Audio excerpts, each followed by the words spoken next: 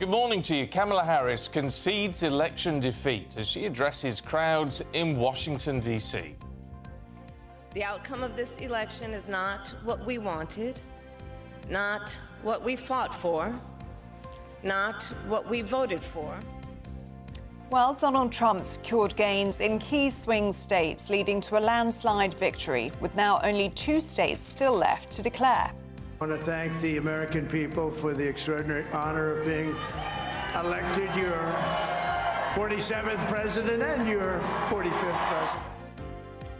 But what does his victory mean for Ukraine, for the Middle East, and for us here in the UK?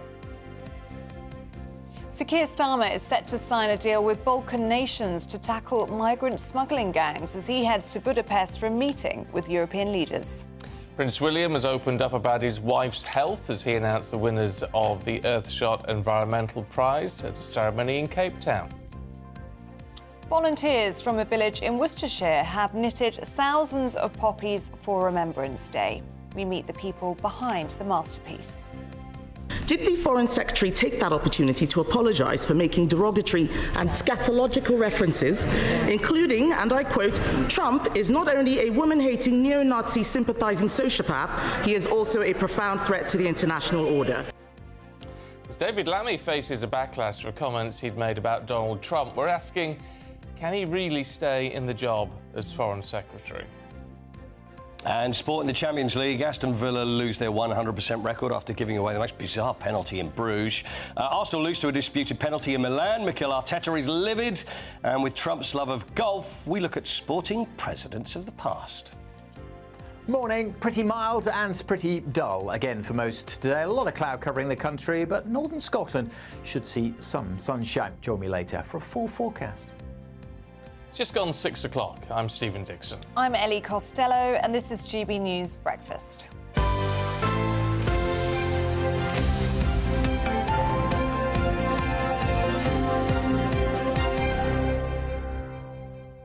Have you got a microwave? I do have a microwave. Have you got a microwave? Absolutely, yeah. Do you? Oh, yeah. Some people don't, though. But some bizarre thing. 15 cool facts about the humble microwave in the Daily Star. Or the microwave, as Nigella Lawson would say. Why? Yeah, I don't really know. It's not like it's a new thing. I don't know. Do you know, the first commercial microwave was launched in 1947. It was 6 feet tall, weighed 750 pounds and cost £3,900. How much? 3,900. Oh, my goodness.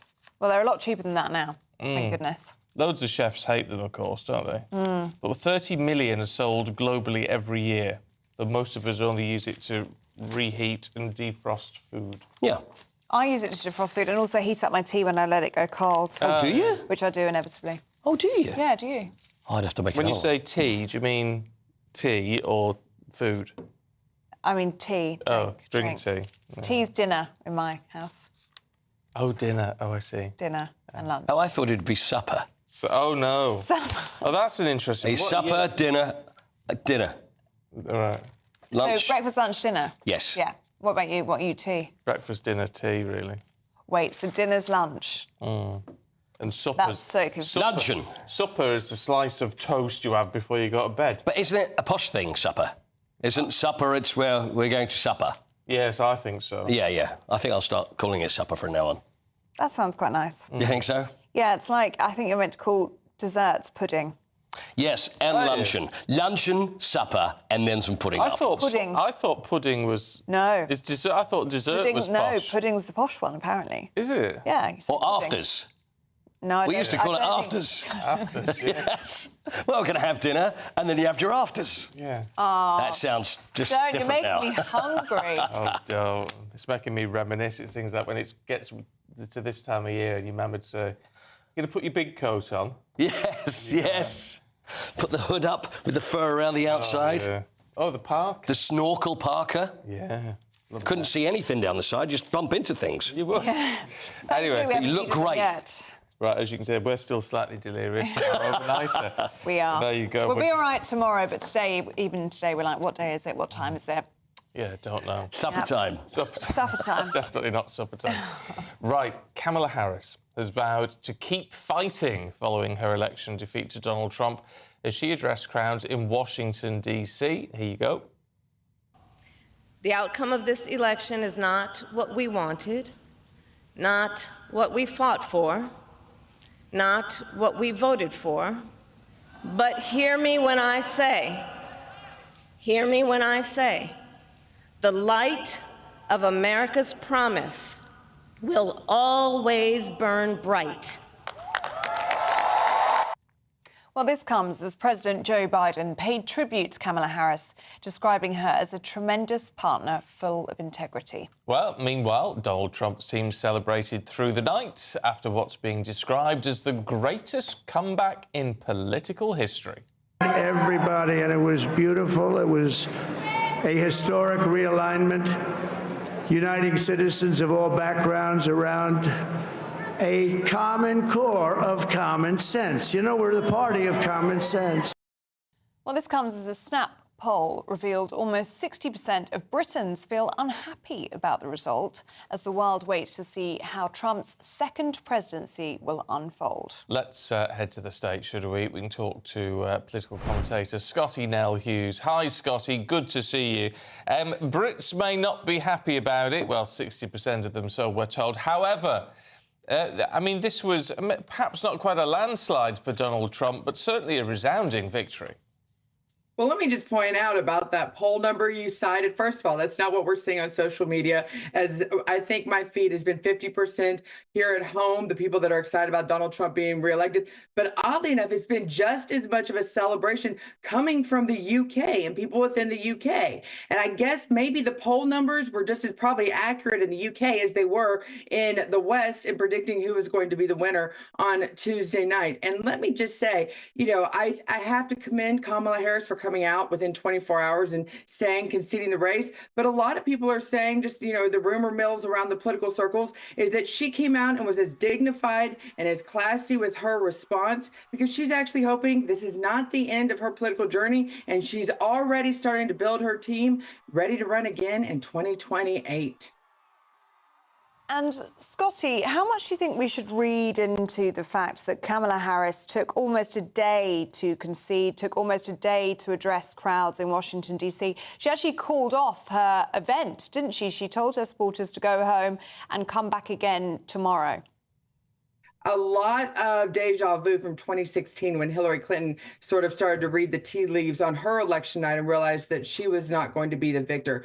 I think this was a 24-hour period where Kamala Harris had to sit back, reflect, and decide, did she build up enough momentum behind her campaign, being only a little over 100 days, to be able to run again? And if she didn't, I think she feels like she could. She came out and gave the presentation that she did. If she felt like the Democrats had hung her out to dry and that she was basically a scapegoat for a failing presidency and the Democrats did not give her the support, I think she would have come out swinging a lot harder than she did. So I think what you're seeing right now with the Democrats, and it's a typical post-mortem, you're seeing them go through this waves of emotion all day today. It comes from tears, it comes from self-examination. Now we're starting to get into the angry mode of grieving, which will be interesting phase for the next 48 hours to see how the Democrats handle it. And the pointing of the fingers, not at each other, as we've seen today, but at the Republicans. It'll be interesting to see how Democrats move forward from this, knowing that it's not only the White House they lost, but they lost the Senate, and they lost pretty much, it looks like they're going to not even be able to take over the House. That red wave we thought was going to happen in 2022 is actually, it's just a little delayed, but it's turning out to be a real red tsunami. Well, and that raises a lot of questions, doesn't it? I mean, not only about why it's happening now, what the American people are feeling, but what actually, with that level of power, Trump is really going to do. Well, it's interesting. His first action, I think, even just being the nominee, as he released a video today talking about the 250th birthday of the United States, which, by the way, it's real interesting talking about this with my friends in the UK. But Trump is going to, his first thing, he feels like every American can unite behind this celebration of 250 years of America. This includes the largest fair that he is trying to plan in the state of Iowa, where every state would send their own representation to it, to different a garden of the 50 most prominent Americans that he would like to have statues that he'd like to have built in Washington, D.C., and a whole year long of celebrations starting on Memorial Day in 2025 and ending on July 4th in 2026. So that was really his first act as the presidential nominee, is to try to create an event that is not politically divisive, is something that if you love America, then you're going to want to get to celebrate. And who doesn't love a big birthday party? It's Good true. point.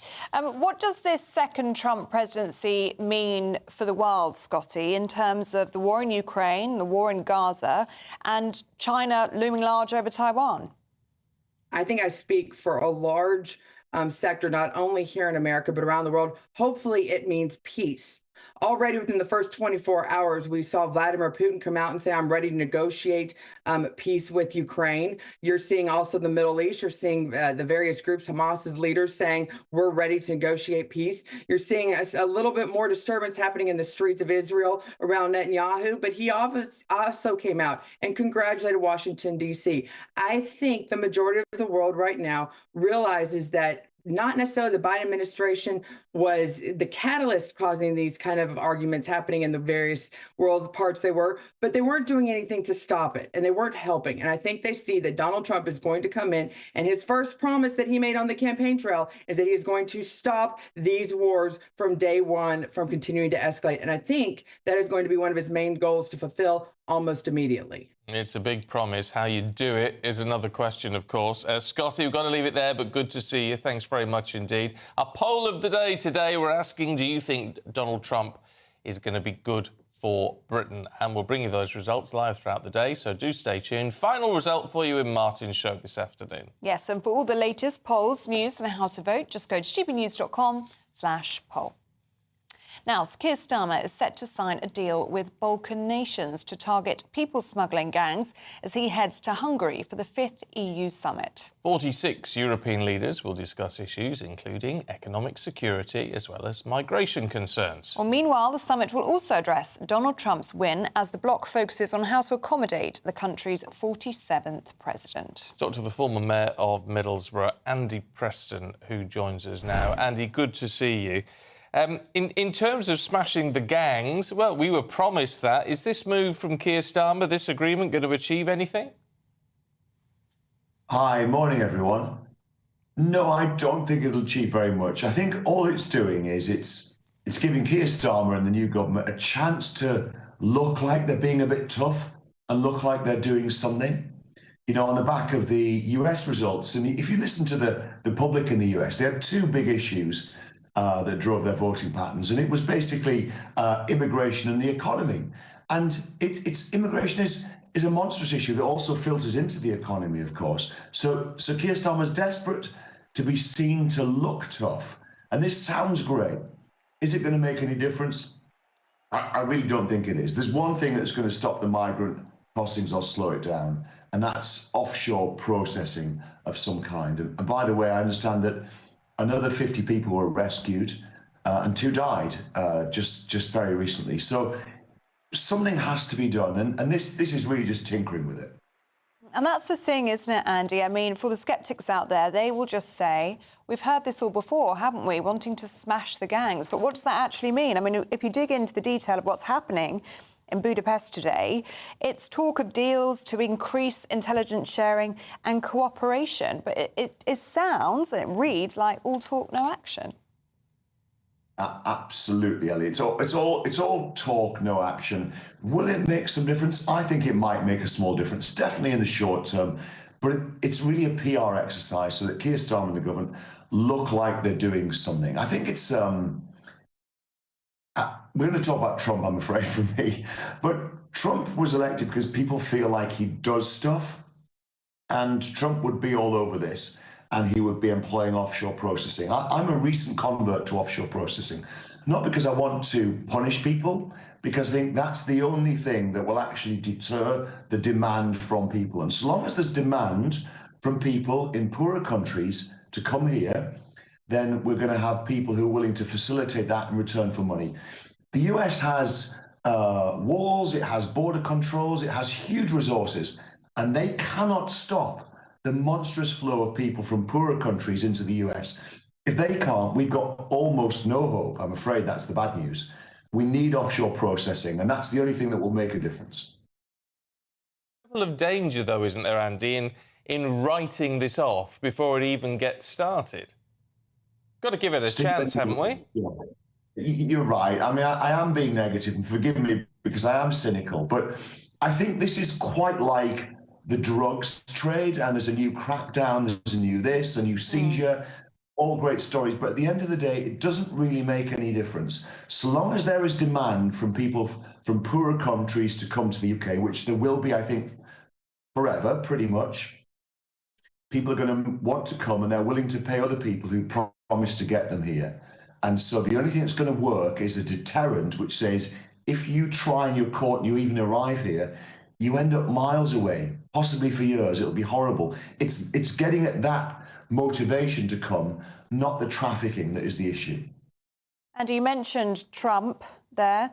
What do you think a second Trump presidency will mean for Britain? Well, you know what? I wouldn't like to predict what policies he will bring. He's an unpredictable character, which is a strength and a weakness. I personally think that he has a soft spot for Britain. Obviously, his mother was Scottish. I think he has a lot of affection for Britain. I think that despite the image of him being a very difficult person who holds grudges, I think there's lots of evidence with politicians that he's worked really closely with who've been said horrible things about him. So I think there's a good chance for the government to rebuild a strong relationship. And I don't see any problem for Britain with Trump in power. In fact, I think Biden was slightly anti-British due to his perception of himself as somewhat Irish. I think he held grudges from the past. I think Trump will be better for Britain than Biden was. OK. Andy Preston, good to see you this morning. Thank you very much. Now, at 16 minutes past 6, a village in Worcestershire has come together to do something extra special for Remembrance. Thousands of poppies have been knitted by volunteers and hung 70 feet from a church tower, attracting visitors from all over the country. Well, our West Midlands reporter Jack Carson has been to meet those behind the masterpiece. A sea of red sits on the horizon in this small Worcestershire village, draping the tower of this centuries-old church. In Inkborough, more than 200 people have come together to remember those who have fallen by knitting more than 6,200 poppies. The project came to life thanks to Tina Hill and Melanie Hart from the local Women's Institute, who asked people of all ages to help create the cascade. Melanie says it was emotional when the poppies were lifted into the air. I was rather overwhelmed, actually. I don't think I had a dry eye all day for that day that it went up. As it went up, a silence went among the crowd that were watching it. It was just so poignant and so beautiful. We wanted to have the act of remembrance, but also we wanted to create a community project. So many people within the village and surrounding villages became involved with it. An elderly lady in the village, 92, I think she might be 93 now, she came along and sewed some poppies on as well. At the end of the day, we are remembering our fallen so that we can live with the freedom that we've got today. All around this village are signs of remembrance and reminders of those who grew up here and sacrificed their lives in war. For knitter and Women's Institute member Sheila Williams, there's been a lot of excitement at what's been achieved. Very proud indeed. We all got so excited. We've done 2,000, we've done 3,000. How many have we done now? Done 4,000, and it's just been exciting. My grandfather was killed in the First World War, and every Remembrance November I always think of him, and I did it mainly for him, but for all the other souls that were killed in conflict. Once the poppies began to hang from the church tower, it wasn't just locals who wanted to see this 70-foot artwork. We've been blown away by the interest that we've had. We just haven't been able to keep up with the cakes and coffee sometimes.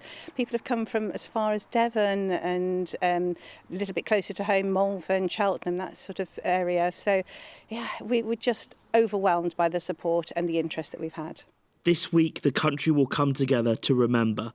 But in Worcestershire, the act of remembrance has made this community even more tight-knit. Jack Carson, GB News. That is just beautiful, isn't it? It is. It is. I think things like that really make an impact. It's a bit like what we saw around the Tower of London a few years ago. Yes. And when you get so many together, it just looks beautiful. Yeah, it is moving. The lady there was saying that she didn't have a dry eye that day when it was pulled up onto that church tower. 70 feet worth of poppies. I mean, you can imagine how beautiful that looks in person. Beautiful. Yeah. So well done to that community. Good on them. Especially that 93-year-old lady who knitted on one of the poppies. Do you hear that? Amazing. Yeah. Right, should we have a look at the weather? Let's. Here's Alex.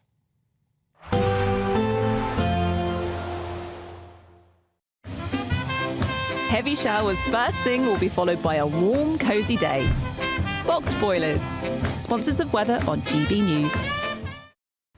Morning, welcome to your latest weather update from the Met Office here on GB News. It's kind of more of the same today. Another dry but fairly cloudy day. Quite mild, particularly in the west. The best of the sunshine across northern Scotland. It's a bit chilly here first thing, but generally a fine day across the far north. Elsewhere, we should see a few breaks in the cloud. Parts of northern England, southern Scotland, particularly North Wales. But certainly in the south, it's a pretty drab day. Maybe not quite as murky as it was yesterday. Quite so much mist around, and temperatures close to average, 12-13 degrees in the east, but above in the west, quite mild here, 14-15, and quite a bit high with some sunshine across northern Scotland. 16 or 17 is possible here, although it is still quite breezy here. The cloud may be thickening a little bit across the Western Isles later on, but much of the north of the mainland of Scotland keeping clear skies through this evening. Much of the rest of Scotland, Northern Ireland, staying fairly cloudy. Some light rain and drizzle is likely here and there over the southern uplands and the hills across southern England and South Wales too. But North Wales again also should see some breaks in the cloud that may well last into the evening.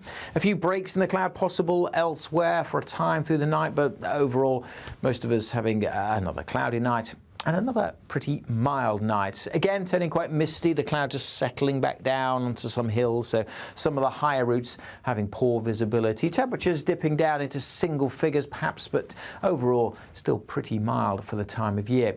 And Friday's a similar day again. Maybe the cloud thickening here and there in the west for a few more spots of rain and drizzle. Again, northern Scotland likely to be favoured for some blue sky, but also parts of southern Scotland, North Wales, northern England may again see some decent spells of sunshine come Friday afternoon, and perhaps brightening up a little over eastern England. But overall, again, most places on Friday will again be just cloudy and dry with highs of 10 to 14. A nice bright morning will generate a lovely warm day, right through to the evening. Boxed Solar, sponsors of weather on GB News. Now, do stay with us. Still to come, Prince William opens up about Catherine's cancer diagnosis as he announces the winners of the Earthshot Prize. Will be live in Cape Town with Cameron Walker next. Mark Dolan tonight is your weekend dose of news, debate and entertainment. This sounds like a wild conspiracy theory. Don't miss My Big Opinion. Mark meets at My Take at 10. Democracy is a funny old thing. And we don't do boring. Not on my watch. I just won't have it. Let's go and get another glass of that bubbly. You've earned it. That's Mark Dolan tonight, Saturday and Sunday, 9 to 11, only on GB News. The People's Channel, Britain's news channel. Welcome to State of the Nation, daily plunge into the stories shaping our country. I'm Jacob Rees-Mogg, and Monday to Thursday we bring you the insights, the facts, the truth about how our country is being governed. Because what happens in Downing Street matters down your street. Tune in to State of the Nation every Monday to Thursday, 8 to 9 o'clock. Only on GB News, the People's Channel, Britain's news channel.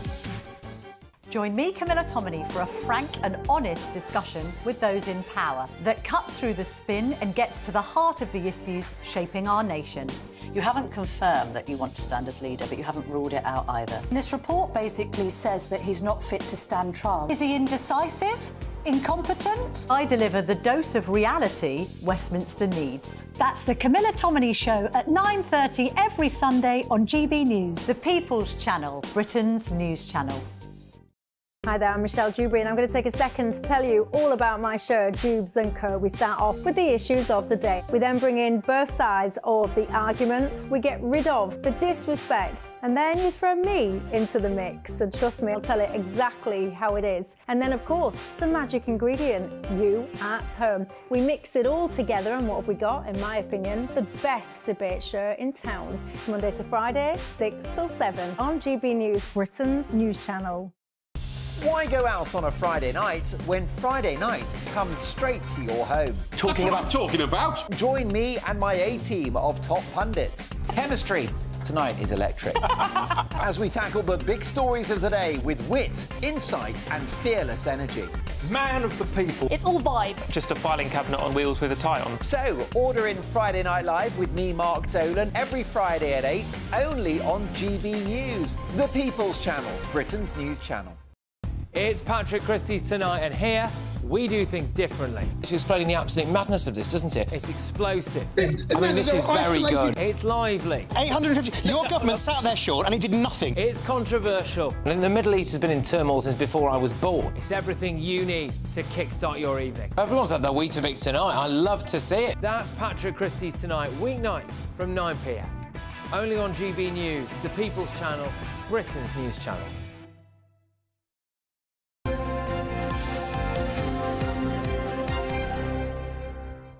Welcome back to Breakfast. It's 6:25. Now, the Prince of Wales has opened up about the health of his wife, the Princess of Wales, in a rare interview from Cape Town. He was speaking ahead of the Earthshot Prize. That took place last night.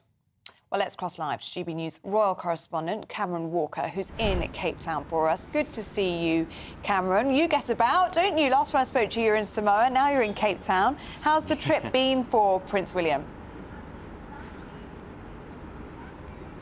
I think it's been a pretty good trip for Prince William, actually. He seems to have been really praising the warm welcome he's got from people in South Africa here, Ellie, and it's certainly the morning after the night before. Lots of celebrations last night at this star-studded green carpets for the Prince of Wales' Earthshot Prize Awards. He has dubbed it as a movement for change when he was on that stage. It was broadcast right across Africa and live on YouTube across the world as well, and he's calling on the world to join. So here is the highlights of the Earthshot Prize 2024.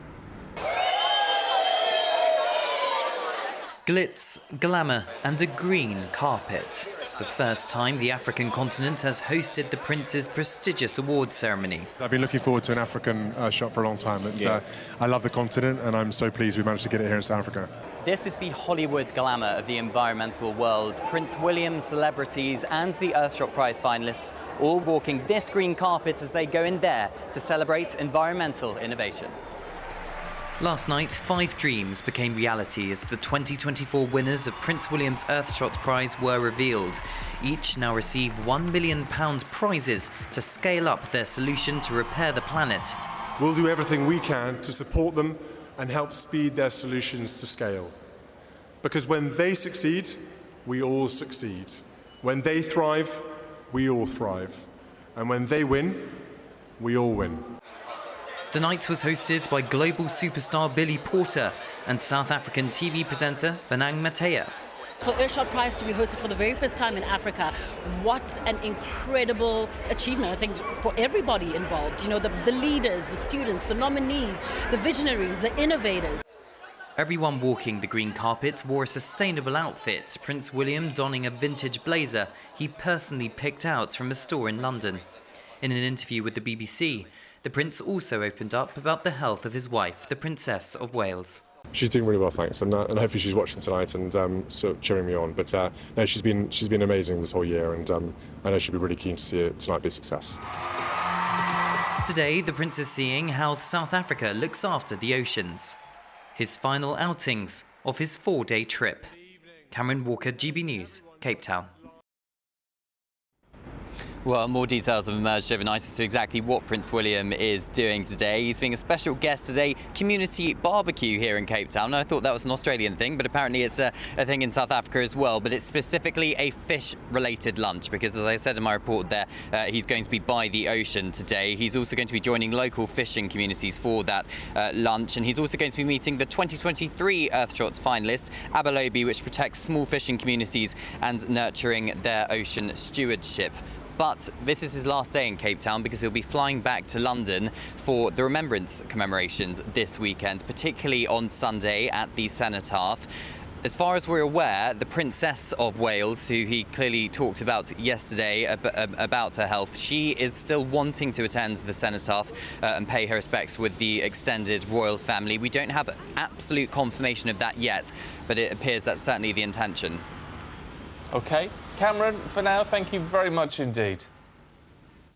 And how nice to hear Prince William talk about Catherine like that. I think it's nice. It is nice. She's been amazing this whole year, and she has been. It is. It's just, I tell you what gets me. I mean, I'm not against the Earthshot Prize or anything. I mean, you know, these great innovations like that and you know, that technological side of things often is fantastic. It's just the fact when all these people who are very, very green fly halfway around the world to do something. I don't think that's lost on people now. No. But... I mean, I don't know that. I'm not saying there's any other solution. It's just you've got to be a little bit. Yeah. He would say it's highlighting the cause, though, isn't he? And it's important to talk about. And he's bringing awareness and... I don't want to be critical of Prince William. I like Prince William. Yeah, so do I. But anyway, there you go. Let us know what you think. gbnews.com/you'll say. Should we talk about money? Let's. How do you fancy getting your hands on a whole host of cash to spend on a very merry Christmas? A lot of shopping vouchers, a GB News goodie bag as well. It's all in our latest Great British giveaway. Yes, and the best news, we'll get it to you all in time for the big days. So if you'd like to be part of this competition, here are all the details that you need. You could win Christmas on us. Best of luck to you with that one. Have a very merry Christmas, whether we're paying for it or not. There you go. Right, we've got all the sport with Paul Coyte heading your way in just a moment. The latest GB News travel. Good morning, I'm Russell Holding. In County Down, the A22 is closed in both directions northwest of Comer after an accident. The A1M in North Yorkshire is closed northbound where a lorry caught fire between junctions 48 and 49 from Borough Bridge to Dishforth. The M6 in Lancashire is closed southbound from junction 33 for the A6 south of Lancaster to 32 for the M55 for emergency repairs after an accident yesterday morning. Reversions via the A6 alongside the M6. In Nottinghamshire, the A611 is closed along Hucknall Road in Carrington after an accident. In Staffordshire, the A5 is closed northbound from Marlborough Way to the Ventura Park interchange in Tamworth for recovery work. In the West Midlands, the A458 is closed at Halesowen after an accident. And the M4 in Wiltshire is blocked westbound by an accident before junction 16 west of Swindon, causing delays. That's the latest. You can stay up to date throughout the day by visiting our website, gbnews.com. Headliners. Tomorrow's papers tonight, every night from 11 p.m. The Daily Mail now, Josh, and pub landlords have to worry about more than the optics when it comes to offensive banter, this is a really big story and important. Pub landlords could have to become banter cops to stop themselves being sued by staff offended by comments from customers under workers' rights reform. So, Labour, when they were part of their election process, they were like, we're going to reform workers' rights, and that all sounds good on paper, but there were issues in terms of how might it affect employees and fear from employees costing them more money. One of these things that they're sort of pushing through, though, is that in the Equality Act of 2010, part of the issue was that if you were offended at work or someone said something sexist or racist, something that affected you, the employer had to take some sort of, they had three chances to kind of take action. Now, the employer should have taken action already. So employees can sue employers. Now, this has a big impact on us because we're comics and we perform in venues. And if some of the bar staff hear a joke that they don't like, then they can sue their employer, potentially, under this legislation. So it's not punters? Well, also, it could be like you're at a bar and some bloke is like, oh, I like that top, or whatever. That's not good behaviour. But the point is now that employee could sue their employer. So, because, I mean, the sort of scenario I was imagining was that a barmaid was being maybe sexually harassed or That's something. what they're focusing in this article, but other articles have gone down the free speech route. OK. And also venues and universities having lectures. We saw it at, in Edinburgh Fringe Festival and Sadowitz. He had his show cancelled not because of any punters, but because two of the 18-year-olds were working. They were upset. There was a bar in Brighton, wasn't there? There was a story we covered a few weeks ago. A bar in Brighton threw some people out. Because They had turfs on the. Turfs. Yeah. GB News, the People's Channel.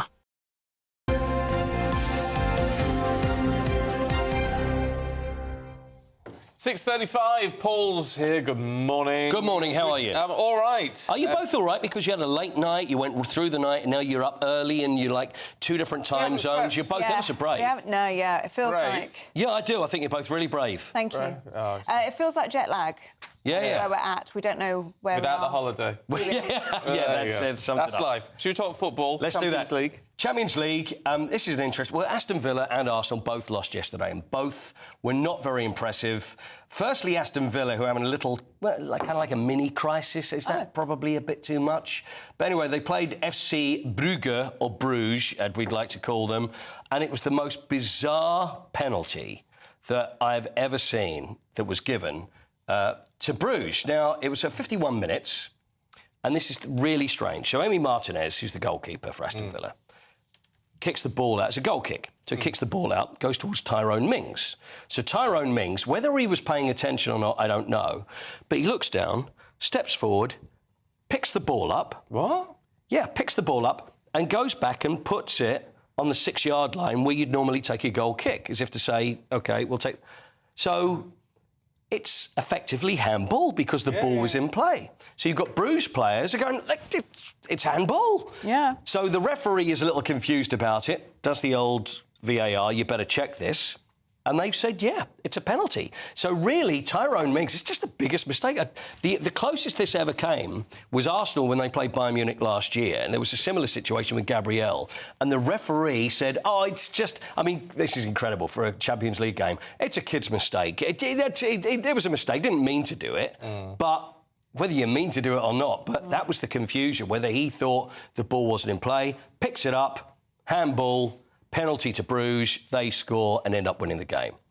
Strange, huh? Yeah, very hard to be kicking himself. It really is very strange. So Inter Milan played Arsenal at the San Siro yesterday.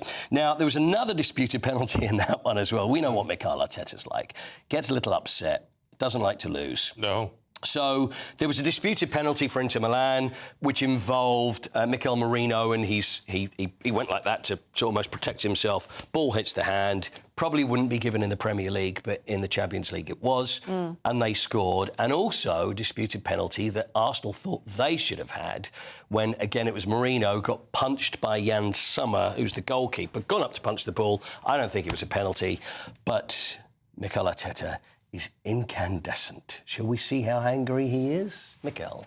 Well, the worst thing of the night, for sure, is the result, because the performance, the attitude, the dominance that we showed against one of the best teams in Europe in this stadium. I haven't seen it, all the games that I watched, but the reality is at the end is the results, and we participated on that because we have many situations that we can resolve much better in front of goal and score at least 2 goals, and then extremely frustrated as well because there are 2 decisions that at the end marks that results and the course of the game. Who's not a happy man? He said it was 1,000% a penalty. Ooh. Which, for mathematicians out there, there's no such thing as 1,000%. He's not happy, is he? Not very happy at all. No, don't blame him. Should we have a look at the cricket? Yeah, a little bit on the cricket. England lost. I mean, I don't really like to go over it too much when England lose, but it's against the West Indies, the 5th successive series over in the West Indies they've lost. One-day series, white ball game. They got pretty much thrashed in Barbados. England were 263 for 8. Off 50 overs, West Indies came out 267 for just 2 wickets, 43 overs, hit all over the place. England lose. That's all I have to say. President-elect Trump.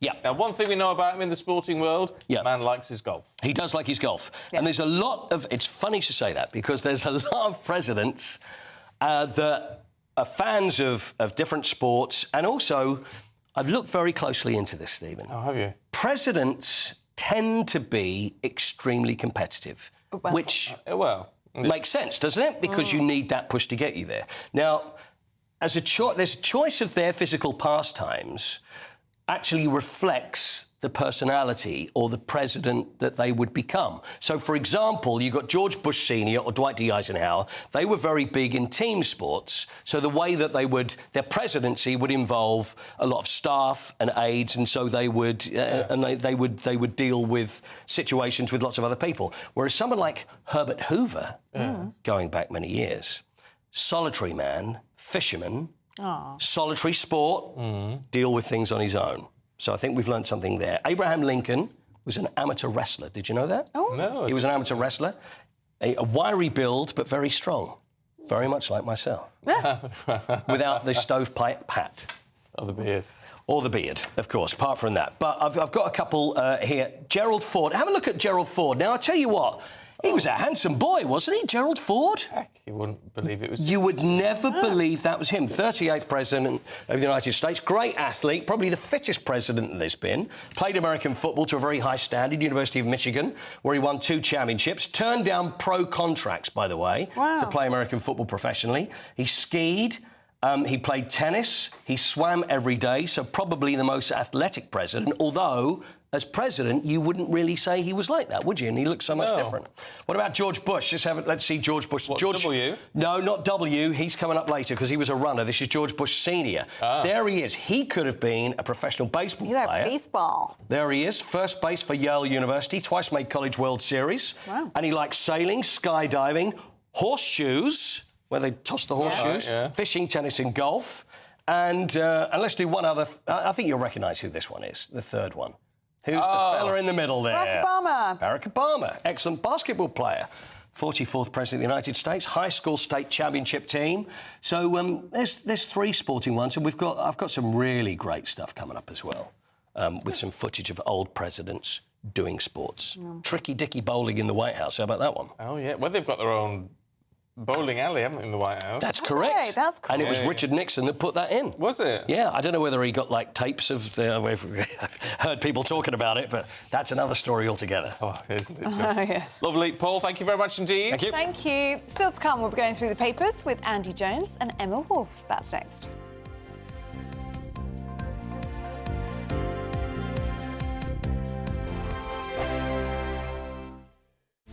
This is Britain's Newsroom, where your voice matters. It's just astonishing. With expert analysis and honest opinion, we don't just keep you informed. We bring you unique perspectives you won't see anywhere else. Can't argue with any of that. When the news happens, it happens here. On Britain's Newsroom, weekdays from 9:30am. Only on GB News. This is GB News, Britain's news channel.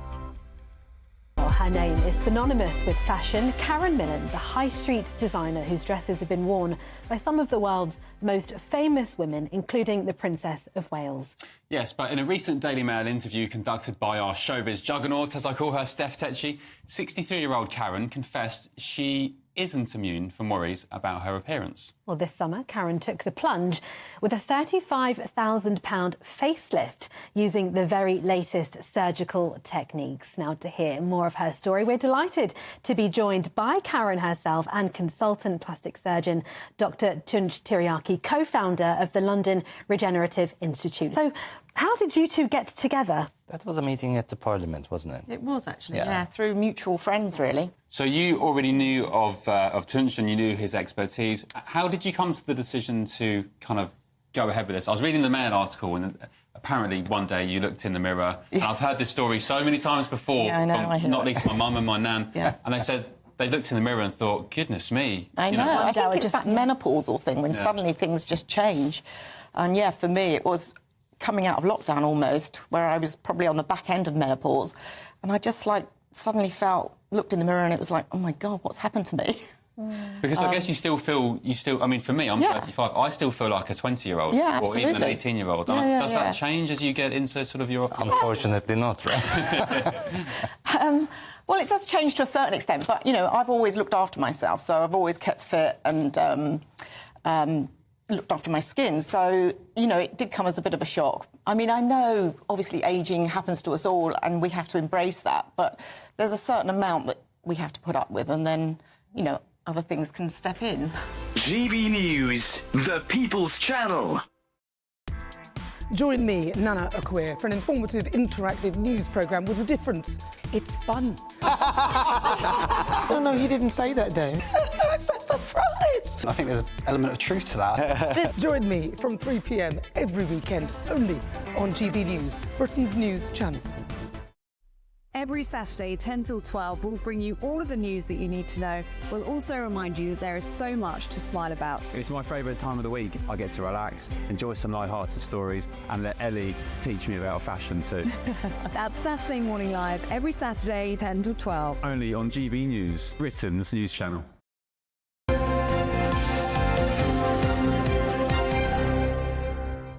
It's 6:45. Should we see what's in the papers with writer and author Emma Wolfe and the journalist Andy Jones? Good morning to both of you. Emma, to the Telegraph, and a clean sweep for Donald J. Trump. Nearly 72 million votes at the last count. Wow. I mean, what can we say? Absolute landslide election victory. He's broken all the records. He's the oldest man to be back in the Oval Office.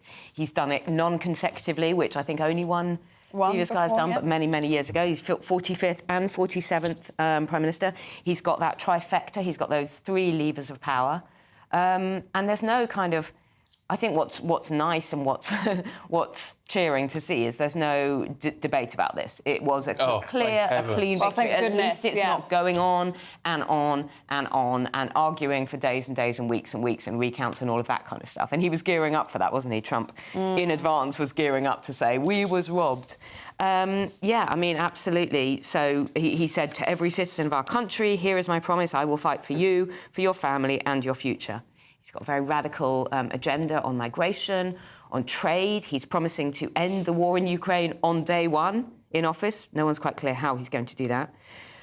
He's talking about, obviously, big thing about the war on woke and really ending all that nonsense, all the DEI stuff, and mass migrant expulsions. I mean, he promises big, and let's see how much of it he actually, enacts. But, yeah, historic day. Absolutely, yeah. It looks like the Republicans have won by at least 5 million votes. So in horse racing terms, I think that's a good couple of lengths. Worst Democrat outcome since 1988. And as Emma was saying, unlike before his first time, I think he has significantly more control this time. Supreme Court, he's got 6 judges in there versus 3 for Democrats. 52, they're still counting the Senate seats, but 52 versus 43. This means that not only have we got a revived Trump, we've also got a more powerful Trump. And will we get a more presidential Trump? Do we think? I don't know whether at 78 years old he's ever going to quite soften and change his ways. I think he's always going to be quite combative. Because a lot of people we're talking to on the night were saying, the difference here is he's got a better group of people around him. And that's what matters in all of this. Yeah, I mean, when Trump was voted in the first time, we heard all the scare stuff about he's going to cause a nuclear war, he's going to invade countries, he's going to be absolutely unmanageable. It was actually quite a peaceful level time. And then when Biden came back in, he's giving money to Iran, and then Iran suddenly supporting Hezbollah and Hamas, and then there's a war in Israel and Gaza, there's a war in Ukraine. There's the Afghan disaster as well with Biden. Trump oversaw, despite all the chaos around Trump and the noise around Trump, it was actually a time of global sort of safety and prosperity. It's whether you... And actually, I don't really know. I mean, there's clearly... Whoever's in the White House does have an impact globally. Yeah. I don't know whether you can actually say, well, there was comparative global peace because Trump was in the White House. In the same way that if things kicked off, you wouldn't necessarily say it's all his fault. No, quite. I mean, it's not entirely... It's not Biden's fault that Putin invaded Ukraine, and it's simplistic to say so. But what I'm saying is we had this view last time that Trump was this bombastic, out of control. There was going to be pressing red buttons all over the place. Red buttons, there was all these memes about how he's going to blow up half the world and the world's on a knife edge and all this sort of stuff. Actually, it was quite calm. He's quite isolationist. He's quite simple in his view about what works and what doesn't. He's not interested in wading in on sort of ideological issues about America being the world's policeman. No, but that's the interesting thing about him, isn't it? I mean, you're saying, no, but there's all this stuff about is he going to press the button? But the argument being it's that insecurity about what he's going to do that keeps other people in check. Well, I think, so it's his weakness and his strength. Well, no, but I think he's been very clear that he's going to start off, at least for the first few months and years, focusing on America. That's what people like. Think about it from their point of view. They are sending billions. They are sending far more. I completely understand why people over there are feeling, why are we sending billions to Ukraine and places like that, which, yes, are a threat, especially in Europe, you know, the situation with Russia, of course. But it isn't fair. He's absolutely right. Germany, very rich countries, have been hiding under the wing of other countries. Trump is right on that, and actually that's what Americans are responding to. Yeah, one of the things he was always about was NATO, Europe increasing its contributions to NATO. And that is absolutely, even though we benefit from America's strength, it's absolutely fair that he says that. But as Bernie Sanders says, the Democrats abandoned the working class, as Emma's pointing at, and the American working class have now abandoned them. They're obsessed with diversity. They're obsessed with that, you know, should men be allowed in women's changing rooms and all this sort of mad nonsense. And people are like, groceries are up 40%, crime is up, businesses are struggling, price of everything is ruining communities. Unchecked migration in lots of areas, and people complain, and they're basically sort of dismissed as deplorable. And this is why Trump gets through. But it's going to be interesting to see if, you know, things like the economy, which is a huge issue in the US, it is here as well. I mean, he's promising to get that back under control. Now, whether he can do that, And so did our Prime Minister 3 months ago. You know, that's what you do when you're running for office. Of course, that every single potential leader says, I will get the economy back under control.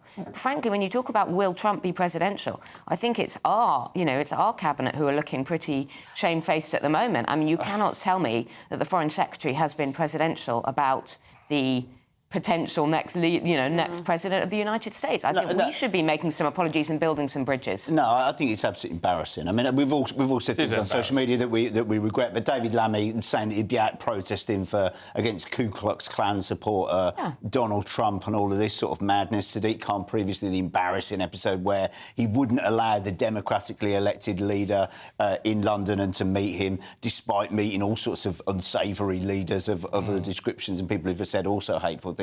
It makes us look small, it makes us look juvenile, it makes us look like, as a country, we were interested in student union politics, and exactly the kind of thing America's just rejected. But, I mean, they're eating their words now, aren't they? I mean, David Lamy tweeting yesterday, congratulations, Donald Trump, on your victory, talking about that special relationship they want to cherish on both sides of the Atlantic. But, I mean, they are haunted by the cabinet are haunted by their comments, aren't they? I mean, Ed Miliband has called Trump a racist and a misogynist. David Lamy has called him a neo-Nazi sympathising sociopath. And then Keir Starmer has said an endorsement from Donald Trump shows you everything that is wrong with Boris Johnson's politics and why he isn't fit to be Prime Minister. And now you're trying to work with him on the world stage. Quite, and obviously if we're not in the EU, we need to have a very strong relationship with America. We need to be very open to everyone else. We are absolutely obsessed in this country. And, you know, there are things Donald Trump has said that I very much disagree with and I do think were disturbing. But as a nation, we need to be bigger than mere words. We need to be less obsessed with diversity. The only colour that matters to Britain should be, at the moment, green and getting as much dollars into Britain as possible. Yeah, no, it's a very good point. Talking of green, just quickly in the mail, Emma, tuition fees are going to cost us even more money. Yes. Well, this to me is another sort of economic own goal from the Treasury. Remember the private school ending the VAT let out? That's actually going to end up costing them more money, and they've had various kind of budgetary fails on this. So now it looks like the university tuition fees hike is going to cost around £90 million a year to the Treasury, rather than bringing in money. Basically, this is according to the IFS. Because of the higher fees, there will be more people who aren't able to then pay that back. At at the end of the 40-year term. So that's going to cost around £90 million a year in terms of unpaid debts. But in 40 years? I know, it's a very long-term thing, and who knows if the next government will continue with this? Who knows what will happen with tuition fees? Yeah. But there is that, there is that long-term lack of focus. But they're an asset, we're told now. They're an asset and not a deficit. Well, there we go. As far as the economy goes. There you go. Right, Emma, Andy, we've got to leave it there, but good to see you. Thank you very much indeed. Let's have a look at the weather now with Alex Deacon.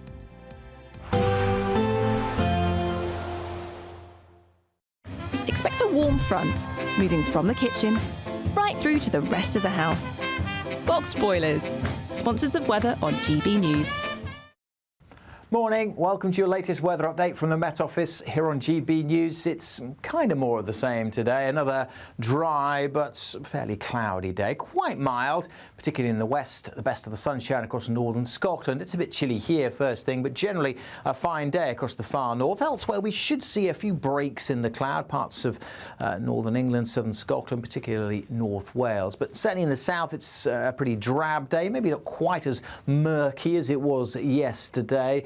Quite so much mist around, and temperatures close to average, 12-13 degrees in the east, but above in the west, quite mild here, 14-15, and quite a bit high with some sunshine across northern Scotland. 16 or 17 is possible here, although it is still quite breezy here. The cloud may be thickening a little bit across the Western Isles later on, but much of the north of the mainland of Scotland keeping clear skies through this evening. Much of the rest of Scotland, Northern Ireland, staying fairly cloudy. Some light rain and drizzle is likely here and there over the southern uplands and the hills across southern England and South Wales too. But North Wales again also should see some breaks in the cloud that may well last into the evening.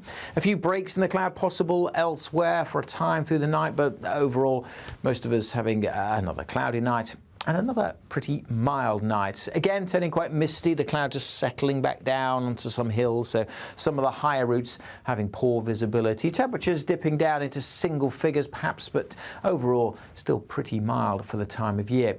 And Friday's a similar day again. Maybe the cloud thickening here and there in the west for a few more spots of rain and drizzle. Again, northern Scotland likely to be favoured for some blue sky, but also parts of southern Scotland, North Wales, northern England may again see some decent spells of sunshine come Friday afternoon, and perhaps brightening up a little over eastern England. But overall, again, most places on Friday will again be just cloudy and dry with highs of 10 to 14.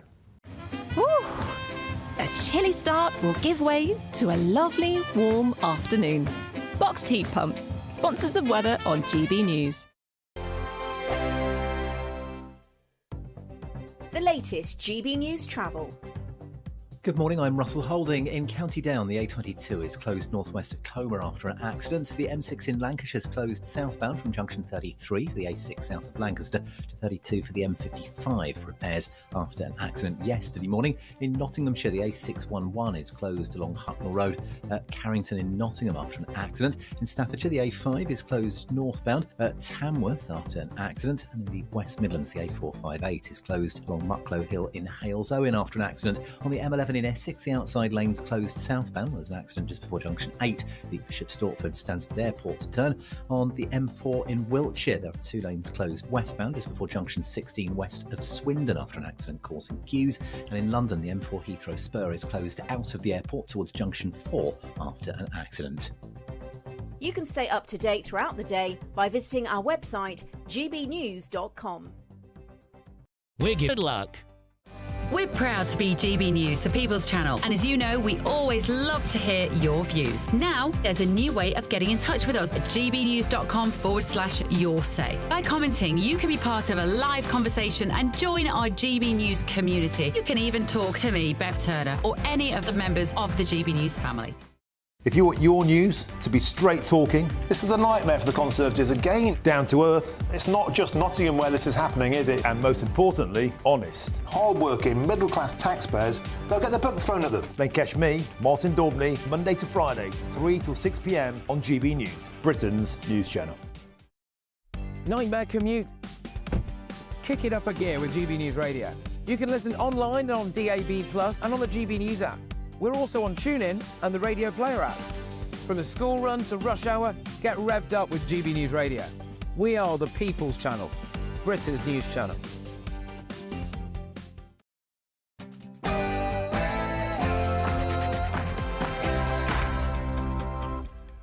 Good morning to you. Kamala Harris concedes defeat as she addresses crowds in Washington, D.C. The outcome of this election is not what we wanted, not what we fought for, not what we voted for. Donald Trump secured gains in key swing states, leading to a landslide victory, with now only 3 states still left to declare. I want to thank the American people for the extraordinary honor of being elected your 47th president and your 45th president. But what does his victory mean for Ukraine, for the Middle East, and for us here in the UK? Sir Keir Starmer is set to sign a deal with Balkan nations to tackle migrant smuggling gangs as he heads to Budapest for a meeting with European leaders. Prince William opens up about Catherine's health as he announced the winners of the Earthshot Prize in Cape Town.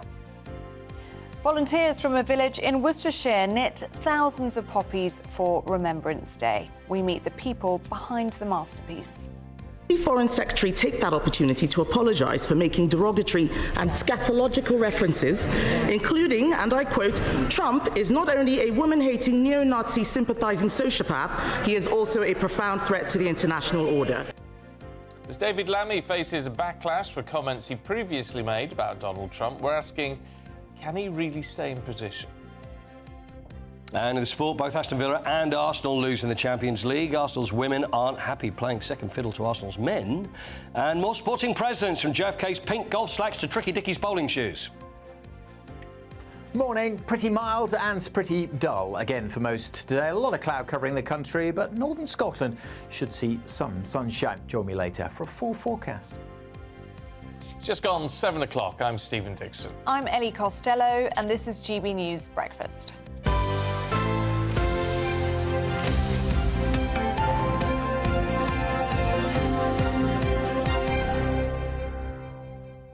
Well, of course, all the talk internationally is about President Trump, or President-elect Trump. Yes.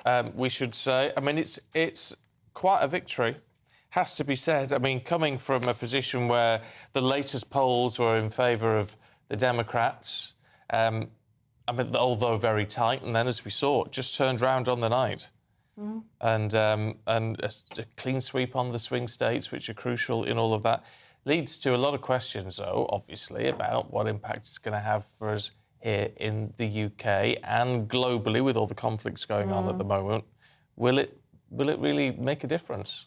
Well, we're joined now by Shadow Chancellor of the Exchequer, Mel Stride. Good to see you this morning. Are you pleased to see Trump back in the White House? I'm pleased to see democracy in action and that we're going to have a peaceful transfer of power. This is obviously a very important moment for America, but also the world. And what is really important now is that the UK government makes sure that we maintain and build on that special relationship that we've had with America for some time, particularly because of some of the economic aspects of what may be about to happen under a Trump administration, and of course the issue of world security. So an important moment, and we look forward to playing a constructive part as the opposition in that process of building relationships with the new administration. How do we deal with issues that the government has with the Trump administration? I mean, we can't, admittedly, we can't allow the election of someone in another country to dictate who keeps a job and who doesn't in His Majesty's government. However, David Lamy, as Foreign Secretary, his previous tweets have come to the fore once again, but he's not the only one who's made pretty derogatory comments about someone who, come January, will be the leader of the free world. Well, I think those remarks were very unfortunate, and clearly it's now incumbent on the government to build those bridges with Donald Trump and his new administration. I think Kemi Badenoch yesterday in Prime Minister's questions was absolutely right to press the Prime Minister on ensuring that those remarks are effectively withdrawn, because I think they're extremely unhelpful. What we've got to be about now as a country is building those bridges with the United States, because it matters for the world economy and it matters for world security too. What do you think will happen now and what should happen now in terms of our defence spending? We know how Donald Trump feels about Europe and he wants Europe to pay more for its defence and spend more on NATO. Should we be cranking up our defence spending? I mean, can we afford to? So I think we're definitely in an era now where the peace dividend that we had after the end of the Cold War has sadly come to an end, and we're in much more dangerous territory. You can see that around the world, not just with Ukraine or Russia, but where China is in respect of Taiwan and North Korea and Iran and so on. And what we therefore need to do is to make sure we have that strong commitment to defence. Now, as a party, of course, we set out a clear path to increasing our expenditure on defence to 2.5% of GDP by 2030. And what we really need to see from this government is a similar clarity of commitment. Now, they put a bit more money into defence more recently, taking it to 2.3%, but we do not as yet have a clear sense of how they are going to increase that expenditure and strengthen our defences, which is going to be so important over the years ahead. I mean, the problem they've got is the money, though, isn't it? Clearly, I mean, and yeah, the Conservative government put their plans in place. However, if you were to get back into office tomorrow, you'd face the same problems as saying, well, you want to get to 2.5%, but it's going to be difficult to pay for. Well, we would have taken very, very different choices, for example, around this budget. Now, as it happens with the 2.5% by 2030, we had a very clear plan, which was to do with controlling expenditure, particularly within the civil service, getting it back to the size it was before the pandemic, and shifting some resources from the R&D budget into defence. So we had a very clear, strong plan for delivering that. But look, on the broader point about spending, we've just seen a government go into a budget here where they told the British people that they didn't need to worry about taxes being raised left, right and centre, huge spending splurges, etc. And that's exactly what we have now seen. And one of the consequences, of course, of a Trump administration with the lowering of taxes and so on may be an increase in interest rates effectively within the bond market, which of course is an international borrowing market and may have implications for ourselves. And I think given that was always a possibility, I think it's been quite irresponsible of the government to have come out now with this massive increase in spending, 400 billion over the next 5 years, massive increase in borrowing, and of course levying taxes on areas of the economy like employers and businesses, which we are looking to grow the economy and grow our way through these challenges. And the OBR themselves have said that growth across the forecast is going to be lower than it would have been due to in their forecast back in the spring when we were in power. And on that note, what do you make of Trump's tariffs? He's been speaking at these rallies, hasn't he, saying that tariffs are his favourite word, talking about 10-20% on all tariffs, on all imports, sorry. What do you think that means for the British economy? Well, clearly, I think tariffs like that, and he's talked about 60% tariffs in the case of China, would have the effect of being a drag on world growth and a drag on our growth. And Goldman Sachs, for example, has in the last 24 hours downgraded their view of the growth prospects in the UK as a consequence of those kind of issues. But this gets back to my point about the budget. What this should have been was a budget that strengthened growth, strengthened productivity, gave us a more robust economy that is in a position to actually withstand these kind of external factors. And there are many others out there in addition to this. But I'm afraid that what this government has done is it's been worse actually than a classic Gordon Brown tax and spend. The kind of figures here are eye-watering and I think have left us in what may prove to be quite a vulnerable position going forward. What may help going forward, of course, is getting rid of or doing something about our illegal immigration problem. The Prime Minister's in Budapest, where he's going to be signing some deal with the Balkan nations to smash the gangs, or at least try to. Look, we can be dismissive of that, but do we need to, at least to an extent, see if any of this works?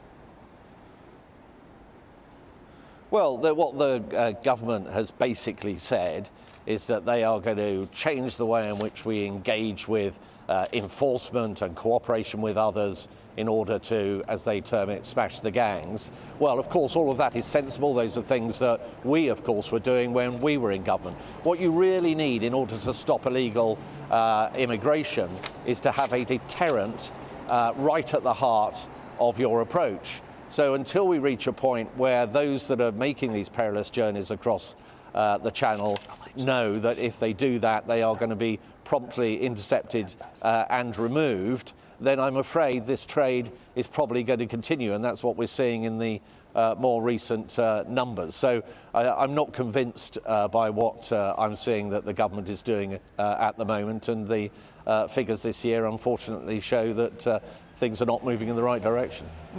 OK. Mel Stride, good to see you this morning. Thank you so much for your time. Thank you.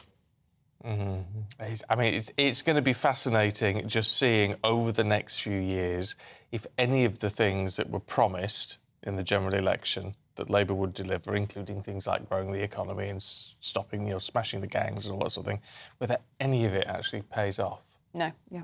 I mean, it might do. And tackling immigration, especially illegal immigration, as we've seen not only here but also in the US, is top of the agenda. What people care about, what people get angry about, and often decides who they vote for. I think it's a much bigger issue in the States. I mean, it's a big issue over here. I'm not downplaying it, but certainly in the States, on those southern border states, it has been a huge problem, which, it just seems to have escalated over the last couple of years. I mean, sort of started to calm down a little bit in 2023, but not enough to keep the American voters happy.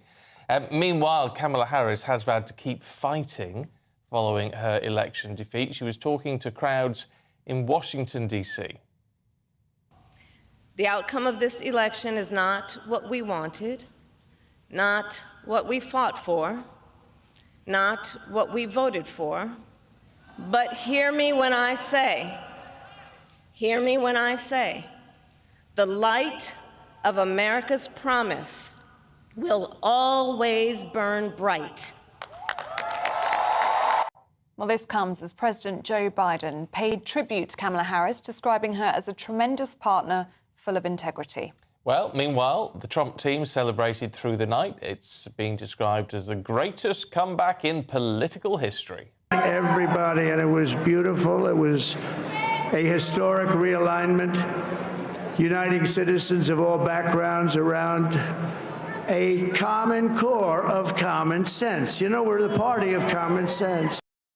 Well, this comes as a Snap poll revealed almost 60% of Britons feel unhappy about the result, as the world waits to see how Trump's second presidency will unfold. Well, let's talk to lawyer and Republican Carol Kilgore, who's here in the studio. Good to see you this morning. Morning. What should we expect from this presidency? It's not going to be more of the same. It's not going to be a repeat of his 45th, is it? You get the impression he's going to bring something new to the table. I think so. I mean, he's talked a lot about cutting government civil service employees, releasing them into the private sector, which in ways that will be very good for companies that want to hire, have a job shortage or employee shortage.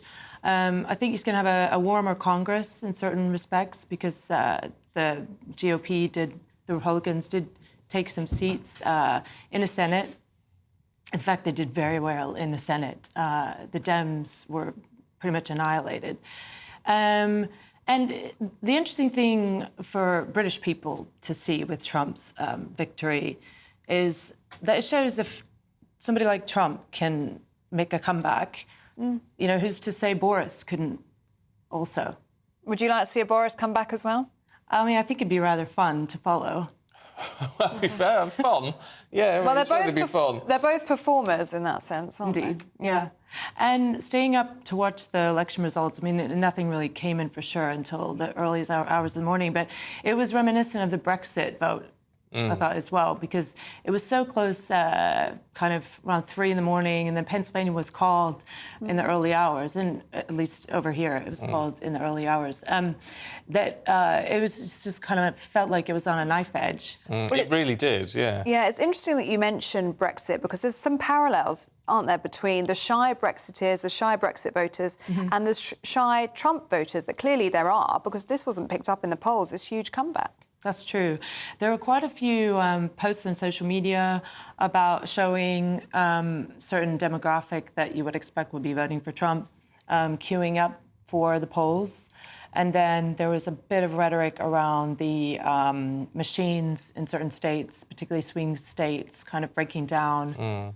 So you had a lot of drama, definitely. Yeah. What do you think the appeal is of Trump for the American people as a whole? What is it about him, about what he's saying, which has actually turned this the other way? Is it the common sense argument that he made earlier on? I think some of it is. I think a lot of it is the allure of, I mean, one does view him as an underdog, even though he's incredibly wealthy, and yeah, which is interesting, isn't it? Consider him marginalised, but because he's been quite persecuted, I mean, he's got sort of at least 26 felony counts against him. I think that rallies certain type of people to want to support him. And the interesting thing to see will be if any of those actions as convictions are pursued.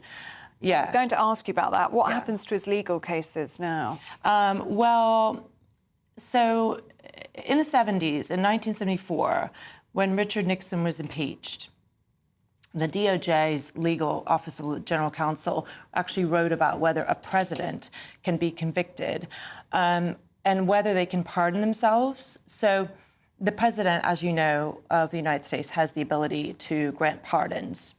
Now, they can only pardon for federal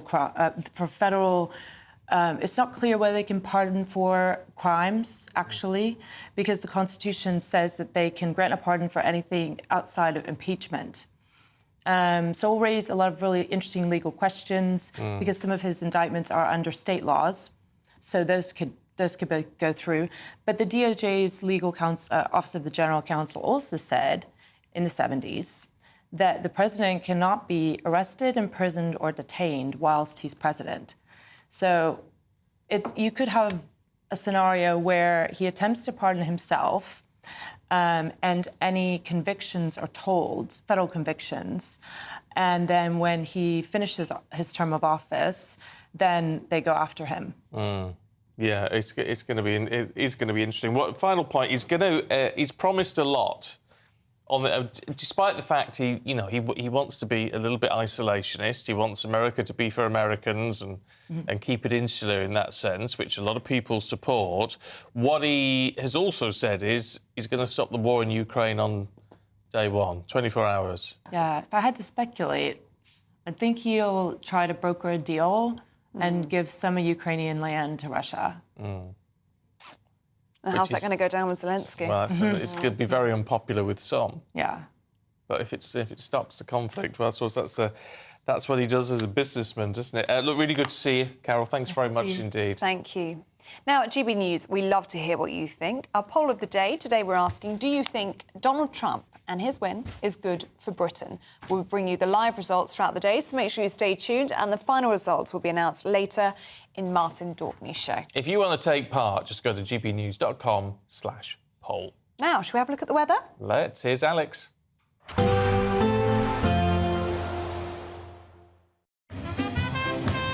There will be a light breeze in the morning, leading to a warm front. Boxed heat pumps, sponsors of weather on GB News. Morning, welcome to your latest weather update from the Met Office here on GB News. It's kind of more of the same today. Another dry but fairly cloudy day, quite mild. particularly in the west. The best of the sunshine across northern Scotland. It's a bit chilly here first thing, but generally a fine day across the far north. Elsewhere, we should see a few breaks in the cloud, parts of northern England, southern Scotland, particularly North Wales. But certainly in the south, it's a pretty drab day, maybe not quite as murky as it was yesterday. Quite so much mist around, and temperatures close to average, 12-13 degrees in the east, but above in the west, quite mild here, 14-15, and quite a bit high with some sunshine across northern Scotland. 16 or 17 is possible here, although it is still quite breezy here. The cloud may be thickening a little bit across the Western Isles later on, but much of the north of the mainland of Scotland keeping clear skies through this evening. Much of the rest of Scotland, Northern Ireland, staying fairly cloudy. Some light rain and drizzle is likely here and there over the southern uplands and the hills across southern England and South Wales too. But North Wales again also should see some breaks in the cloud that may well last into the evening. A few breaks in the cloud possible elsewhere for a time through the night, but overall most of us having another cloudy night and another pretty mild night. Again, turning quite misty, the cloud just settling back down onto some hills, so some of the higher routes having poor visibility. Temperatures dipping down into single figures perhaps, but overall still pretty mild for the time of year. And Friday's a similar day again. Maybe the cloud thickening here and there in the west for a few more spots of rain and drizzle. Again, northern Scotland likely to be favoured for some blue sky, but also parts of southern Scotland, North Wales, northern England may again see some decent spells of sunshine come Friday afternoon, and perhaps brightening up a little over eastern England. But overall, again, most places on Friday will again be just cloudy and dry with highs of 10 to 14. Expect a warm front moving from the kitchen right through to the rest of the house. Boxed Boilers, sponsors of weather on GB News. Now, how would you like to win your Christmas celebrations on us this year? Well, you can do just that with our very new, very brilliant Great British Giveaway. Here are all of the details that you need. Best of luck to you. Now, still to come, should the Foreign Secretary, David Lamy, resign following his previous negative comments about Donald Trump? That's next.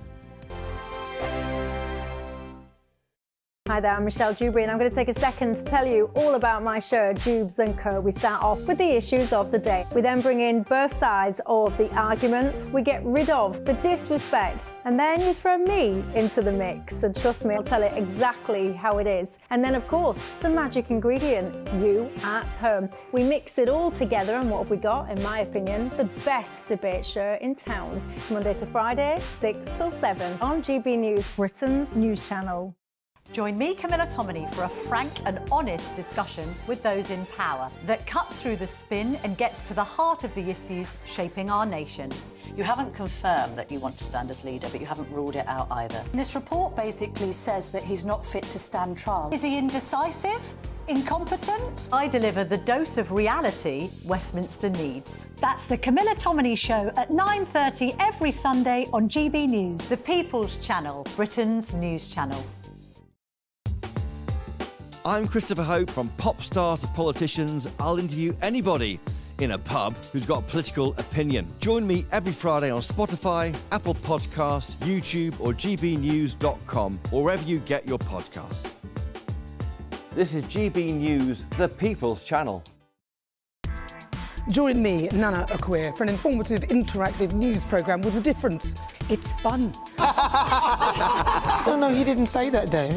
I'm so surprised. I think there's an element of truth to that. Join me from 3 p.m. every weekend, only on GB News, Britain's news channel. We're proud to be GB News, the People's Channel. And as you know, we always love to hear your views. Now, there's a new way of getting in touch with us at gbnews.com/yoursay. By commenting, you can be part of a live conversation and join our GB News community. You can even talk to me, Bev Turner, or any of the members of the GB News family.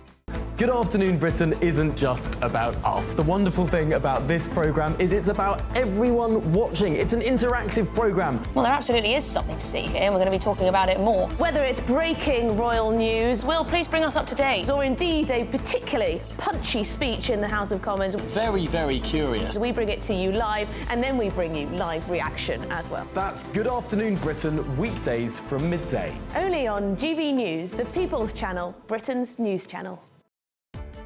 Welcome to State of the Nation. daily plunge into the stories shaping our country.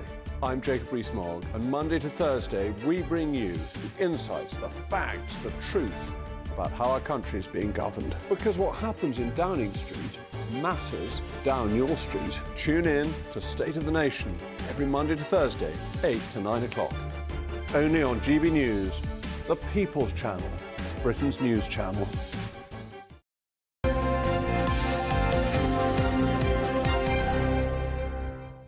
Welcome back to Breakfast. It's 7:25. Now, at Prime Minister's questions yesterday, the Tory leader of the opposition now, Kemi Badenoch, took Sir Keir Starmer to task over David Lammy, the Foreign Secretary's negative comments about Donald Trump back in 2018.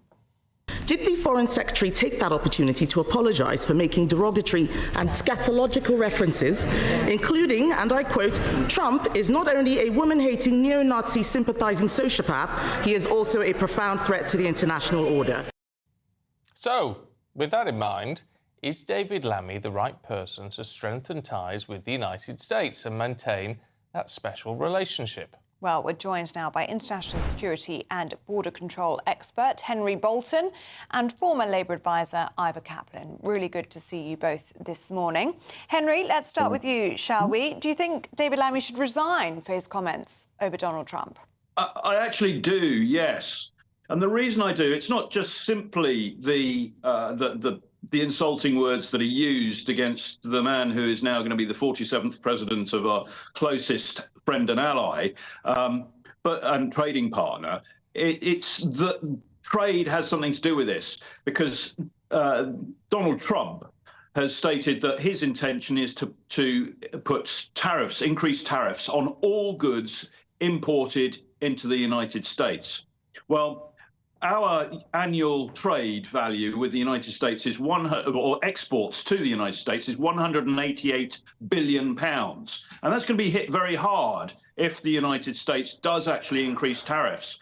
And David Lammy is quite simply, he's created a situation in which he is not the right person to be able to argue our case with our closest friend. He's demonstrated that the Foreign Secretary of the United Kingdom is not a friend of Donald Trump. So I think he has to accept, or should accept, that he has put the country in a very difficult position. Not only that, there are difficult things coming up. My understanding is that Donald Trump is quite likely to lean on Keir Starmer and David Lammy to reverse their decision on the Chagos Islands. Well, that would make David Lammy's position untenable. And Donald Trump being Donald Trump, I wouldn't be surprised if he does that simply to put David Lammy back in his place. So I think there are many reasons why David Lammy's position, however much he regrets and is sorry for what he might have said, I think it's untenable. Is that a fair point, Ivor? No, not at all. I think David Lammy has been doing an excellent job as Foreign Secretary since he took over. And I think he will carry on doing that. This is 7 years ago that he made comments about Trump, and he, like everyone else, he made comments, but he hasn't made them more recently. And of course, he's already had meetings with Trump when him and Keir were in the States about 2 or 3 weeks ago. So I really don't think that that's necessary. It's an interesting thing to have a conversation about, and I understand why people like to do that, but I don't think it's a matter for resignation. I mean, you have to bear in mind, Henry, don't you, that, no one said anything much nastier about Donald Trump than J.D. Vance. Yeah. And he's now the Vice President-elect. That's absolutely true. And Ivor's got a point.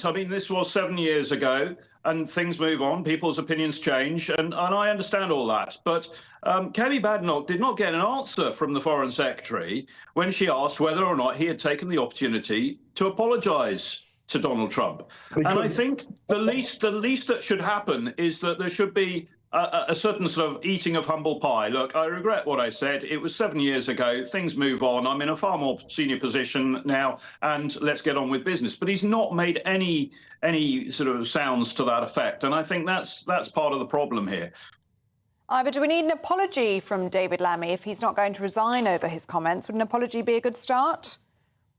No, firstly, of course, Adnet could only speak to the Prime Minister, not to Lamy yesterday at PMQs, just to say that. That's true. But more importantly, I think, I really don't think these sort of things matter like that, something that was 7 years old.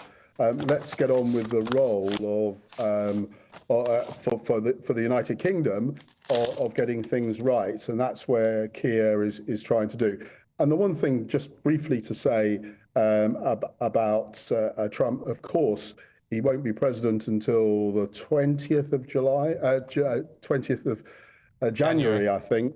And in that time, of course, he's going to have to go through all the other matters that have been with him for the last 4 years. And we're not saying he should resign on those bases, but he obviously will have to go to the courts and deal with all those matters. I think the question is David Lamy the best person to be the United Kingdom's most senior diplomat, particularly given this context of Trump winning, his intention to put tariffs on imports, the Chagos Islands situation and so on? Is Lamy the best person for this job? And I think he's probably not. And it's such an important role in government that I think that we ought to do better.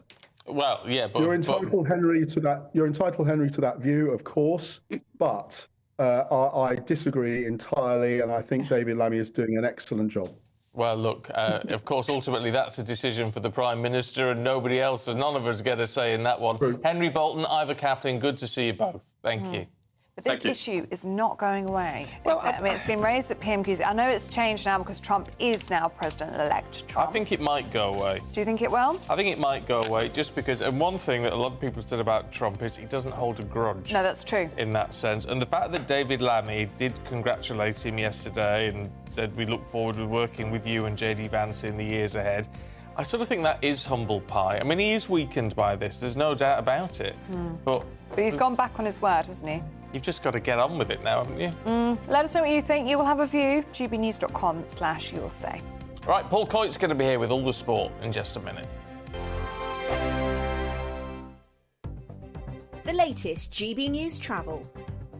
Good morning, I'm Russell Holding. In County Down, the A22 is closed in both directions northwest of Comer after an accident. The M6 in Lancashire is closed southbound from junction 33, the A6 south of Lancaster to 32 for the M55. Repairs after an accident yesterday morning. The M62 in West Yorkshire is blocked westbound by an accident just after junction 23 at Huddersfield, causing queues. In Staffordshire, the A5 is closed northbound off Marlborough Way in Tamworth after an accident. The M11 in Essex is blocked southbound by an accident just before junction 8. The Bishop Stortford Stansted Airport turn causing queues. On the M4 in Wiltshire, there's a lane closed each way near junction 16 west of Swindon after an accident causing queues. And in Kent, the A249 is partly blocked southbound by an accident between the Bobbing roundabout and junction 5 of the M2 at Sittingbourne, causing queues not helped by roadworks. That's the latest. You can stay up to date throughout the day by visiting our website, gbnews.com. Why go out on a Friday night when Friday night comes straight to your home? Talking about? Join me and my A-team of top pundits. Chemistry tonight is electric. As we tackle the big stories of the day with wit, insight and fearless energy. Man of the people. It's all vibe. Just a filing cabinet on wheels with a tie on. So, order in Friday Night Live with me, Mark Dolan, every Friday at 8, only on GB News, the People's Channel, Britain's news channel. Mark Dolan tonight is your weekend dose of news, debate and entertainment. This sounds like a wild conspiracy theory. Don't miss my big opinion. Mark Meets and my take at 10. Democracy is a funny old thing. And we don't do boring, not on my watch.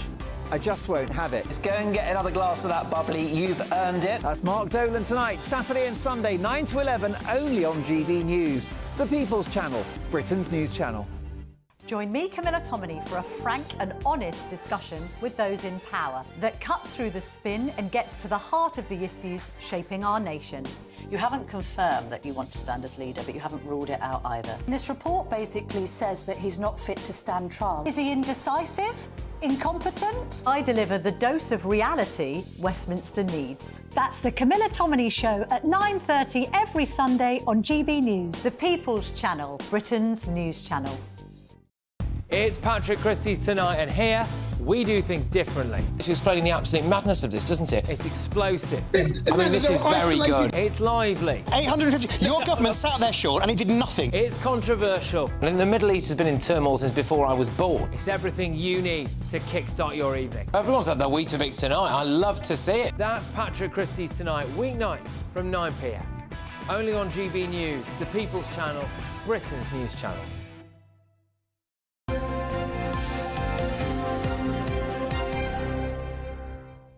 Welcome back. It's sports time. Paul Coit is here with us. Hello. Hello. Should we look at the Champions League? Shall we? Aston Villa lost to Bruges yesterday, Belgium. I think it's the first time, I believe this to be true, first time that FC Bruges have beaten an English team, I think, in 14 attempts. I believe that is the case. Really? I believe that to be the case. Well, and this one was only by pure fluke.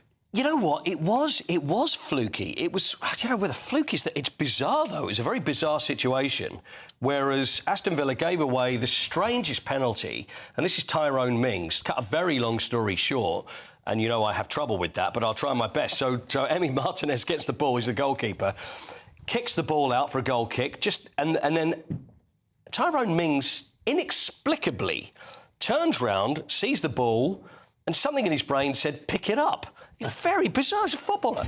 Picks it up and takes it back because maybe he didn't think the goal kick had been taken. Well, he can't have done. He can't have done. Yeah, what would it... It's just the most strange thing. So anyway, the Bruges players have look, handball, it's got to be handball. The referee has probably never seen this before and thinking, hang on, what's gone on there? VAR said, yes, it is effectively handball.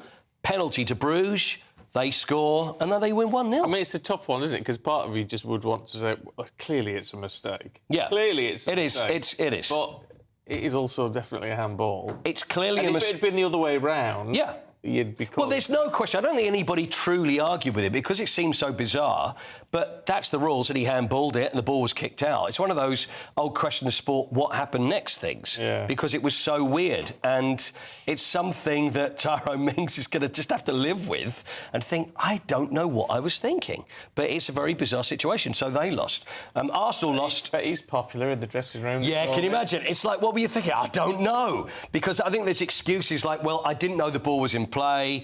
I thought he was just kicking but I didn't realise that the actual goal kick had been taken. Whereas when you look at it, it obviously was, and it's just very strange. I think he wasn't looking, referee wasn't looking, and then it was just all this moment of what on earth has happened. It's interesting because it happened with Arsenal and Bayern Munich last year, whereas it was between David Raya and Gabriel.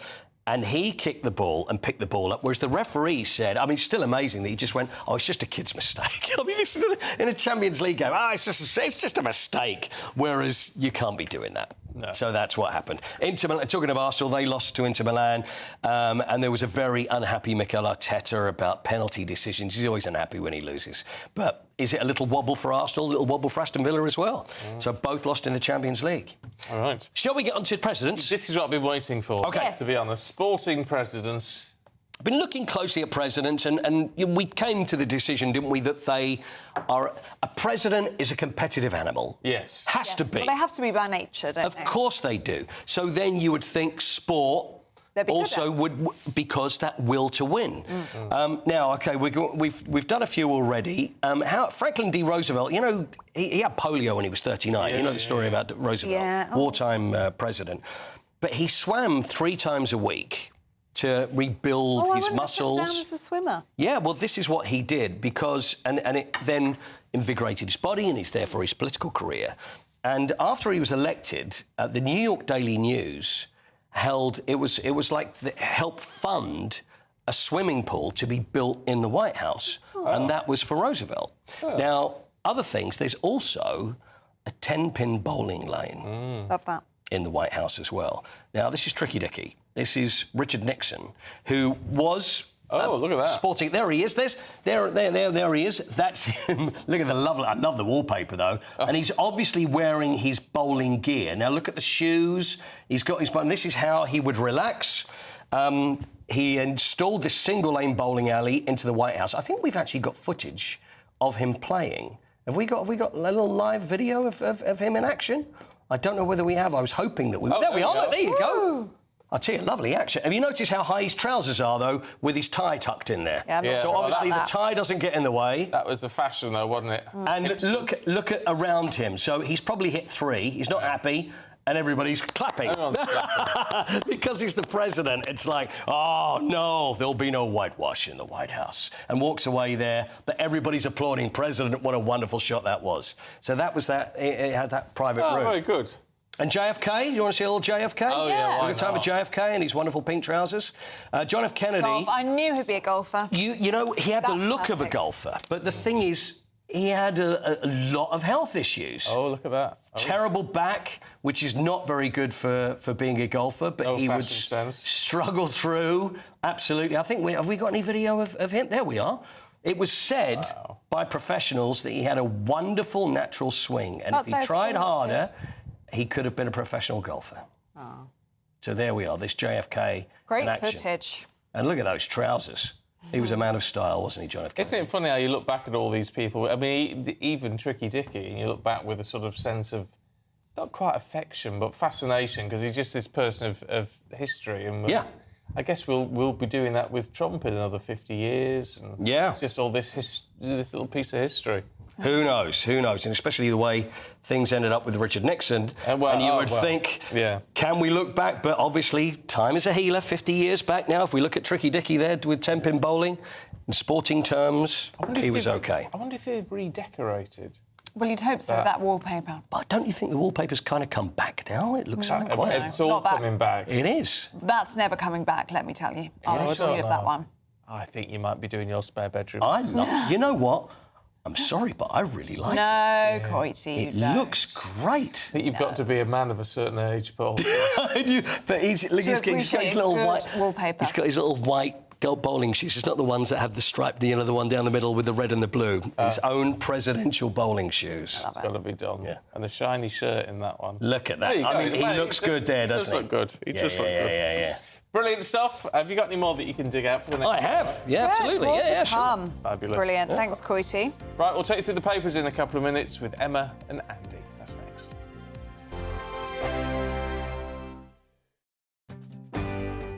I'm Michael Portillo. This is GB News, the People's Channel, Britain's news channel. I'm Christopher Hope. From pop stars to politicians, I'll interview anybody in a pub who's got a political opinion. Join me every Friday on Spotify, Apple Podcasts, YouTube or gbnews.com, or wherever you get your podcasts. This is GB News, the People's Channel. Britain's newsroom, weekday mornings from 9:30. Let's talk to Roger Kiska, who is the legal counsel for the Christian Legal Centre. Good morning, Roger. I'm really impressed, actually, by the fact that this school is taking the government to court on this. It's the only way we might get any sort of change. How important is it for these families who find a local religious school to keep their children in there? And are they all billionaires awash with cash? Yeah, I mean, first of all, this is about the fundamental right to educate your children in conformity with your religious beliefs. That's a right guaranteed under the European Convention of Human Rights. And any legislation, primary or secondary, has to be compatible with that convention. And so the basis of our claim is that this is an unfair tax because every country in the EU, first of all, it was by directive that there was no VAT on private education. In the Council of Europe, which is 56 member states, there are no other countries which put VAT on private education. This is an attack on school choice, and this is an attack on honest, hardworking parents who simply want to have their kids educated in a manner which they want them to be raised by themselves. And that, in a democratic nation, should be a given. Obviously, Labour's logic being, just to provide some balance here, Roger, is that families who send their children to private school can afford the extra 20%, whether they have 1, 2, 3, 4, 5 children at school. They should be able to afford it, and the schools should be able to absorb some of that cost. And that money will be spent in the state sector. Can you see the logic behind the reasoning?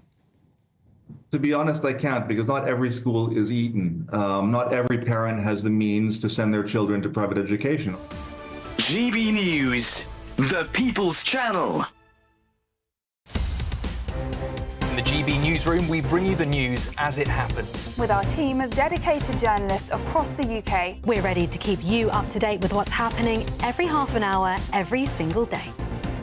Bulletins here on GB News, the People's Channel, Britain's news channel. I'm Bev Turner. Thank you for joining us on GB News, the People's Channel, Britain's news channel.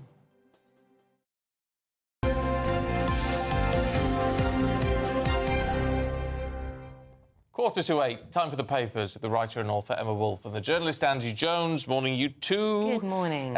So we're looking at America's or Trump's clean sweep in the Telegraph, Emma. Absolutely. Well, across every single paper. Well, yeah. You know. I mean, the Sun's got, I mean, I know it's corny, but, you know, you're rehired. Yeah. The Times promising a golden age of America, well, according to Trump. But, yeah, I mean, this was historic. All of the cliches here, a landslide election victory, record-breaking, the oldest man to be back in the Oval Office, the only man for many, many, many decades to be twice elected non-consecutively, the 45th and the 47th president. He's won nearly 72 million votes. He's got that trifecta, the three levers of power, the House, the Senate, the popular vote. He said to every citizen of my country, here is my promise, I will fight for you, for your family and for your future. Well, that's nice, though, that reaching across the political divide like that, which... And I it's think, reassuring. It's what you need. And I think to anyone who is surprised, don't be surprised at this. Because I wasn't surprised, and I'm not saying I got it right. I think probably it's 50-50. Yeah, but I'm not surprised because I think what ordinary voters are responding to is what they care about, which is their jobs, the economy, immigration, their families, their futures. It's not, you know, they've had enough of diversity targets. They've had enough of woke identity politics, of trans issues, even of things like women's reproductive rights. All of these things matter, but they don't want that shoved down their throats, and they are genuinely worried about the real things around them. And this is ordinary people. And we talked earlier about the shy Brexit vote, shy reform vote, when people just go ahead and vote for what actually matters to them, rather than what they're being told. And this was a backlash. This was a backlash against, you know, years of, as I say, years of woke, of years of being told that foreign policy is more important than what's around them. Yeah. You know, what's around them, whether their children can get housing or jobs. And again, I think the bottom line is money. I mean, the price of groceries has gone up sort of 30-40% in America. Jobs has been flatlining and pay's been flatlining over there. And at the same time, Americans will see the huge investment in Ukraine, the huge investment in Gaza and Israel. But the other thing is that there's so much toxicity, I think, with the diversity movement, and it doesn't seem to be it only seems to be sort of policed one way. We've had the discussions here about sort of two-tier Kia, but in America there's been these sort of really hateful protests on the Columbia campuses and university campuses about you know, what's going on in Gaza, really anti-American viewpoint. And I think when Donald Trump, whatever you think about him, he does love America, or at least he gives a pro-American rhetoric. People want a politics of hope and putting money in their pocket rather than what has become quite a divisive diversity rhetoric. I don't think Kamala Harris has any cut-through with working voters. No. And I don't think... And Bernie Sanders says, you know, that she's abandoned working people and working people have now abandoned the Democrat Party. And I think this is a real warning to Labour. Labour got in, you know, with a big landslide, but it was largely because people abandoned the Conservative vote. I think people have to see money coming into their pockets. And I think the Labour budget, particularly whilst there is some short-term measures for working people, I think with a lot of the measures, they're very anti-business, which then means anti-jobs, which then means anti-pay rises, and it's becoming harder and harder to save, it's becoming harder and harder to get on the housing ladder. These are things that matter to people. Yeah, of course it comes down to the economy. Is the economy stupid and all of that? But also people looking around them and seeing rising immigration, rising crime levels, you know, and they're being told they can't care about this, they have to embrace open borders. Yeah. Well, remember, most Americans don't travel abroad. Most Americans are not travelling to Europe. No wonder they feel confused and angry at billions upon billions being sent to Ukraine and to, you know, over to Europe to defend Europe, when actually, you know, they're more concerned about what's going on around them. Yeah, well, it's understandable. But let's crack on with something else, otherwise we're going to run out of time again. Andy, in the Times, Lee Anderson was been swearing at a security guard in Parliament. Yeah, I mean, very much familiar with GB News viewers. Lee Anderson, he says what he thinks, and he very often thinks what he says. And there was an altercation. I don't know whether altercation is quite the right word, but a security guard at the House of Commons who obviously asked people to show their parliamentary pass. He said a word that maybe he wouldn't have been able to say on air because he was in a hurry to get off to somewhere else. And you can understand people's stress and frustration about being able to get through, but you also understand absolutely the position of security guards with certainly the corridors of power, making sure people have the right ID to get through. But he's apologised for it, and I mean, I suppose there's not a lot more I can say about it than that. No, it's interesting. I mean, I've never seen an MP without it just hanging around their neck, to be honest. So why he didn't do that? So no one has to show it because it's always just round their neck. Yeah, I think he was in a rush. He was apparently rushing for a train, and maybe just didn't have it. It was in his pocket or something like that. No, it's not. You know, we're not excusing it, but no. At least if he's apalised, that's good. Yeah, he should do. Absolutely. In circumstances. Emma, let's have a look at doctor's appointments, shall we? Because there's some figures out on clinics limiting appointments. Absolutely. Well, the GP will see you now, except they won't, because about 41% of clinics apparently now are limiting appointments. So they're only allowing around 25 patients' contacts, which used to be called appointments in my day. Patient contacts per day, per GP. Lot, isn't it? Yeah, so it's not a lot. It's not, you know, we need our GPs, especially with the backlog, especially with the problems in you know, at A&E and other hospitals. We need GPs to be getting through a lot more patients than 25 a day. So over the summer, the collective action was voted on overwhelmingly from family doctors. The BMA, the very sort of militant doctors' organisation, then issued a list of potential actions for surgeries, which included limiting the amount of patients they would see. And there's this ongoing row over the new GP contract. The 1.9% funding apparently isn't enough. The surgeries are saying it. The BMA is saying it's not enough for surgeries. So yeah, it's not good in the health service. I think Wes Streeting needs to do something. I don't understand. Look, I can understand GPs saying we do need to limit how many people we see. The workload has to be managed in that sense. But your GP appointments are meant to be 5 minutes. Exactly. So you should be able to see more than 25 a day. I mean, that's 2 hours. Exactly. I think people find it's not just because it has a number of problems. Because one, the GPs are the front line for spotting all sorts of other conditions. You know, catching things early means not only better outcome for the individual, but also less cost to the taxpayer and less hassle for health services because a long-term problem then becomes long-term treatment. The other issue is that I think people find it immensely stressful to get an appointment now. There's this horrible sort of position of you have to ring up at exactly 8 o'clock, otherwise you don't get an appointment. You ring up at 7:59, 7:58, it's engaged. You can't, the phone's not on. Ring up at 3 minutes past 8, you can't get an appointment. There's this sort of ridiculous sort of thing of receptionists where, and I dare say it's not their decision, it's an NHS thing where you have to sort of explain exactly what's happening to you to a receptionist, and then it feels like the receptionist gets the sort of incredible power of saying, worse than that, Andy. You get emailed a form, you then have to start uploading pictures of your little one who's got a rash on their body or something. You know, it becomes such a process. There's so much it's the gatekeeping, isn't it? Where you're thinking, I haven't even spoken to a health professional And it used to just be the GP, you know, and think about for older people having to do... Oh, yeah, they'd come to your house. They really, Ellie, when I was young, they really did do family visits. They really would. At the end of the day, the GP would pop by, especially if it was a poorly child or something like that. So, I will say the other flip side of it is there are a lot of time wasters and people who just ring up all the time. That's also true. And they block the system. But I think we have to be much more organised and proactive about getting people GP appointments because it saves us so much more. But also the pressure on A&E. If people can't get a GP, they end up in A&E saying, well, I don't know what to do. But also GPs used to work 5 days. They used to be in surgery 5 days, and many of them now are either working from home and doing phone consultations, or they're working a 3-day week.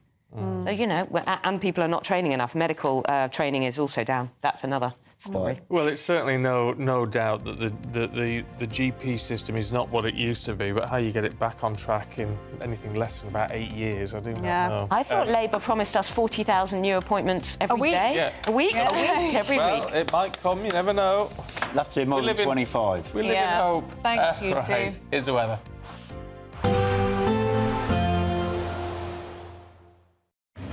A nice bright morning will generate a lovely warm day, right through to the evening. Boxed Solar, sponsors of weather on GB News. Morning, welcome to your latest weather update from the Met Office here on GB News. It's kind of more of the same today. Another dry but fairly cloudy day, quite mild, particularly in the west, the best of the sunshine across northern Scotland. It's a bit chilly here first thing, but generally a fine day across the far north. Elsewhere, we should see a few breaks in the cloud, parts of northern England, southern Scotland, particularly North Wales. But certainly in the south, it's a pretty drab day, maybe not quite as murky as it was yesterday. Quite so much mist around, and temperatures close to average, 12, 13 degrees in the east, but above in the west, quite mild here, 14, 15, and quite a bit high with some sunshine across northern Scotland, 16 or 17 is possible here, although it is still quite breezy here. The cloud may be thickening a little bit across the Western Isles later on, but much of the north of the mainland of Scotland keeping clear skies through this evening. Much of the rest of Scotland, Northern Ireland, staying fairly cloudy. Some light rain and drizzle is likely here and there over the southern uplands and the hills across southern England and South Wales too. But North Wales again also should see some breaks in the cloud that may well last into the evening. A few breaks in the cloud possible elsewhere for a time through the night, but overall most of us having another cloudy night and another pretty mild night. Again, turning quite misty, the cloud just settling back down onto some hills, so some of the higher routes having poor visibility. Temperatures dipping down into single figures perhaps, but overall still pretty mild for the time of year. And Friday's a similar day again. Maybe the cloud thickening here and there in the west for a few more spots of rain and drizzle. Again, northern Scotland likely to be favoured for some blue sky, but also parts of southern Scotland, North Wales, northern England may again see some decent spells of sunshine come Friday afternoon, and perhaps brightening up a little over eastern England. But overall, again, most places on Friday will again be just cloudy and dry with highs of 10 to 14. Expect a warm front, moving from the kitchen right through to the rest of the house. Boxed Boilers, sponsors of weather on GB News. The latest GB News travel. Good morning, I'm Russell Holding. On the M8 in Glasgow, the outside lanes closed westbound after an accident between junctions 15 and 16 from Townhead to Craighall, causing queues. In County Down, the A22 is closed each way northwest of Comer after an accident last night. The M6 in Lancashire is closed southbound from junction 33, the A6 south of Lancaster to 32 for the M55 for repairs after an accident yesterday morning, causing delays. In Nottinghamshire, the A611 is closed each way along Hucknall Road at Carrington in Nottingham after an accident. On the M6 in Warwickshire, the inside lanes closed northbound after an accident between junctions 3 and 4 from Coventry to the M42, causing delays. On the M1 in Bedfordshire, there's a lane closed northbound where a van's broken down a couple of miles after junction 12, the Toddington and Flitwick turn, causing delays. And on the M4 in Wiltshire, there's a lane closed each way after an accident near junction 16 west of Swindon, causing queues. You can stay up to date throughout the day by visiting our website, gbnews.com.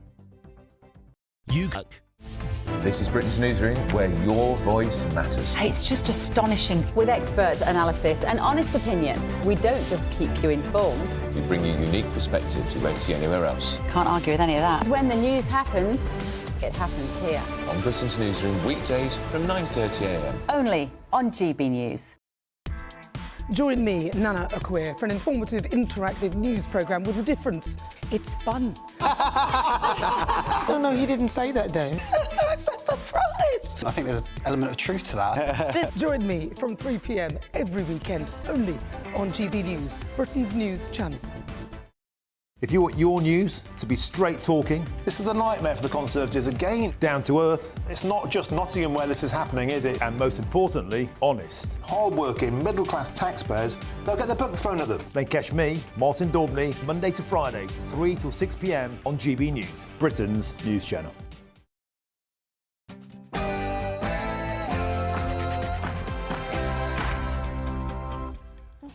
Good morning. Kamala Harris concedes election defeat as she addresses crowds in Washington, D.C.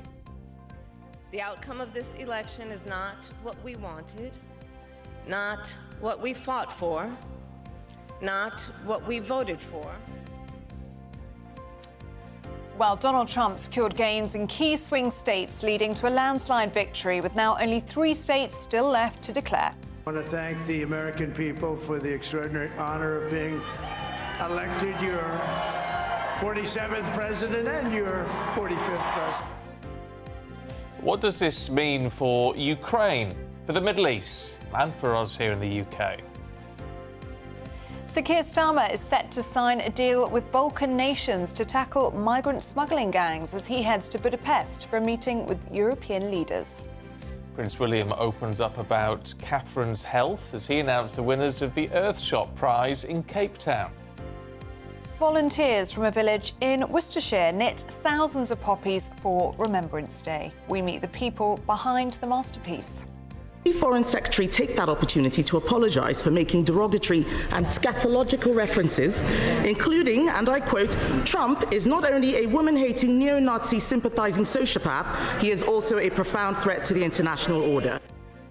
Well, as David Lamy faces backlash for comments he previously made about Donald Trump, we're asking, is it time he resigned? And in the sport in the Champions League, Aston Villa lose their 100% record after giving away most bizarre penalty in Bruges. Arsenal lose to a disputed penalty in Milan, and Mikel Arteta is livid. And terrible sports news, Raygun has retired from competitive breakdancing. Morning. Pretty mild and pretty dull again for most today. A lot of cloud covering the country, but northern Scotland should see some sunshine. Join me later for a full forecast. It's just gone 8 o'clock. I'm Stephen Dixon. I'm Ellie Costello, and this is GB News Breakfast.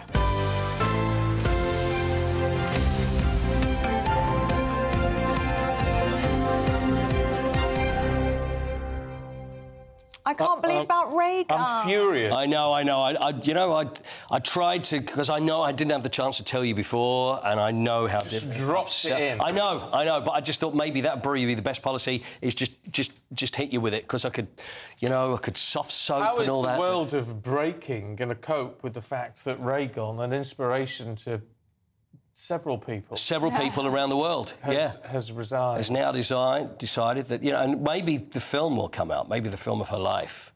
Oh, should be. It could be a comedy. Shame John Candy isn't still with us. Oh, my goodness me, poor Raygun. Can I tell you my theory about Raygun? Yes. I think we were all being trolled.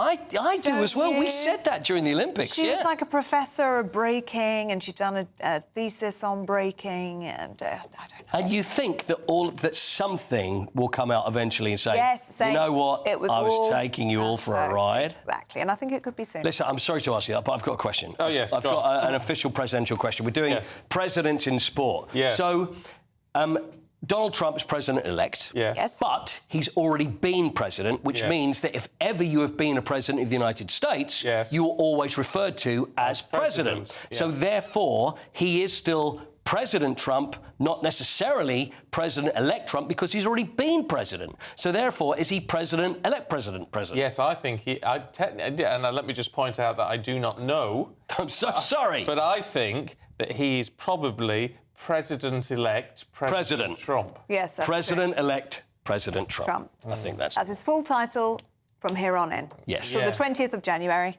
Yeah. OK. But it's a very good point. Thank you. I'm sorry to bring this up. I know this probably was not the right time, but I just think... why not? We'll clear that up. It's a good point. I always think it's quite nice that you retain the title president, even when you're technically not president. Yeah. You're still referred to as president for as long as you live. I think it's quite cool. I'd like that. What about First Lady? Does that work as well? No. Ah, only president. Yeah. There you go. I'd love to know how Melania feels about being First Lady again. She was smiling on, look, she was smiling. Sunglasses came off, and there she is smiling. I mean, I don't think it's a marriage made in heaven, is it? Well, the thing is, I would never cast aspersions, but I'd imagine should anybody have work done on their face, that it often looks like you're smiling constantly anyway. Or with a slight look of surprise. Slight look of surprise.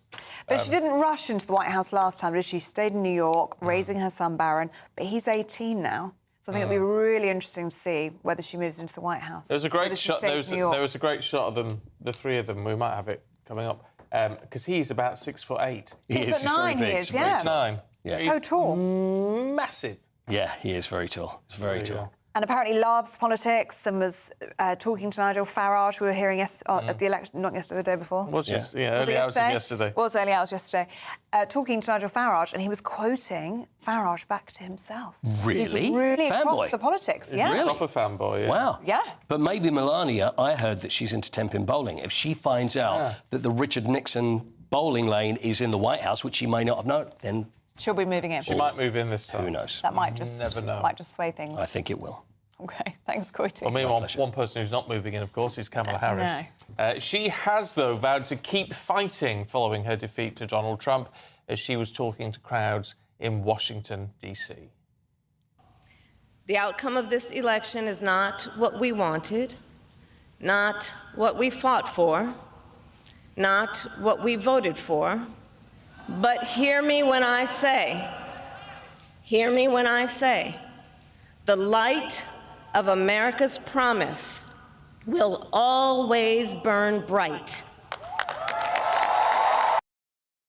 Well, this comes as President Joe Biden paid tribute to Kamala Harris, describing her as a tremendous partner full of integrity. Well, meanwhile, the Trump team celebrated through the night after what's been called the greatest comeback in political history.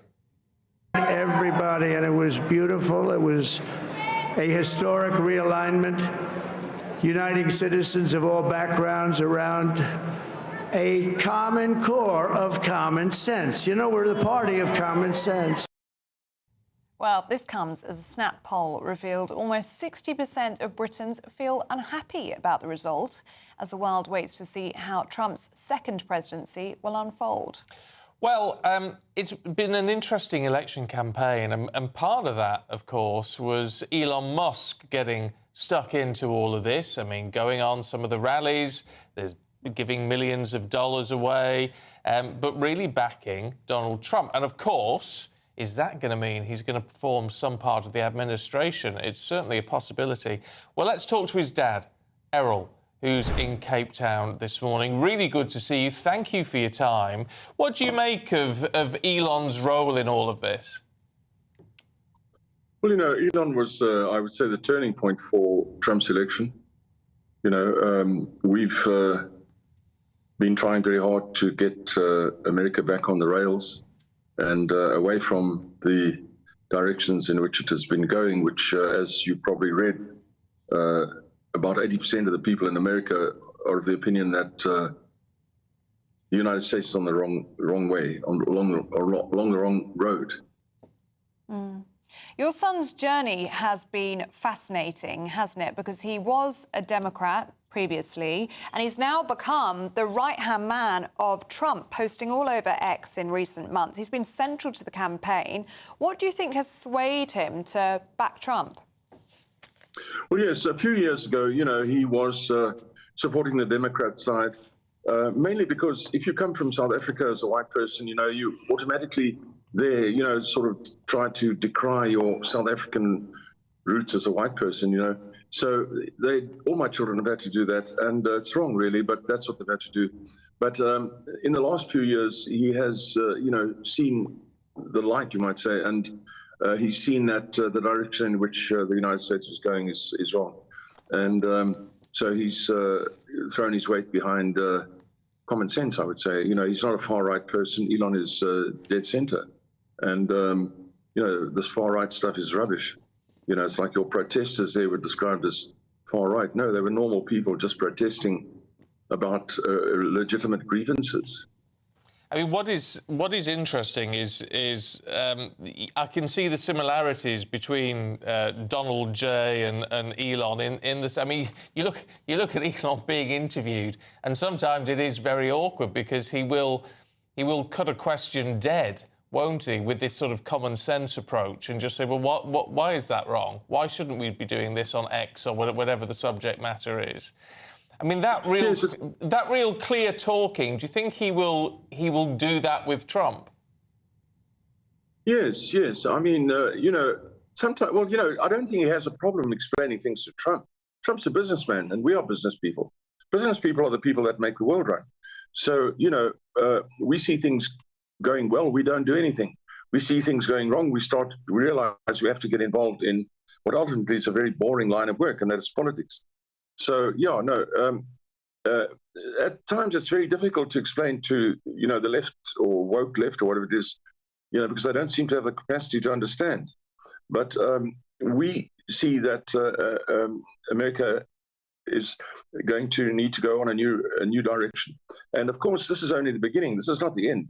Election of Trump is not suddenly the end of the story. No, this is only the beginning of the story. I was reading an article this morning that says that this honeymoon period that we're seeing between Elon Musk and Donald Trump is not going to last very long, predicting a fallout between them before the 4-year term is over, because quite frankly, you can't have two main characters at a time. What do you think about that? No. Well, that's pure conjecture. I don't believe there's any truth in that. That's just your idea. No, it's not true at all. Is there going to be an official role, do you think, for Elon? Well, Elon is very busy. So obviously, with a couple of 100,000 employees and tremendous responsibilities on his hands, he's not able to go and sit in an office somewhere where, like, the typical politician type or bureaucrat and sit and do nothing all day. No, he has to do his work, and he will probably serve as a consultant, on issues that are more important. So when an issue that is more important comes up, you'll find that they will get hold of him and ask for his input. Your son is the world's richest man, one of the most famous men in the world now, right-hand man of Donald Trump now as well. You must be so proud of him. Well, people say that to me, but I was proud of all my children the day they were born.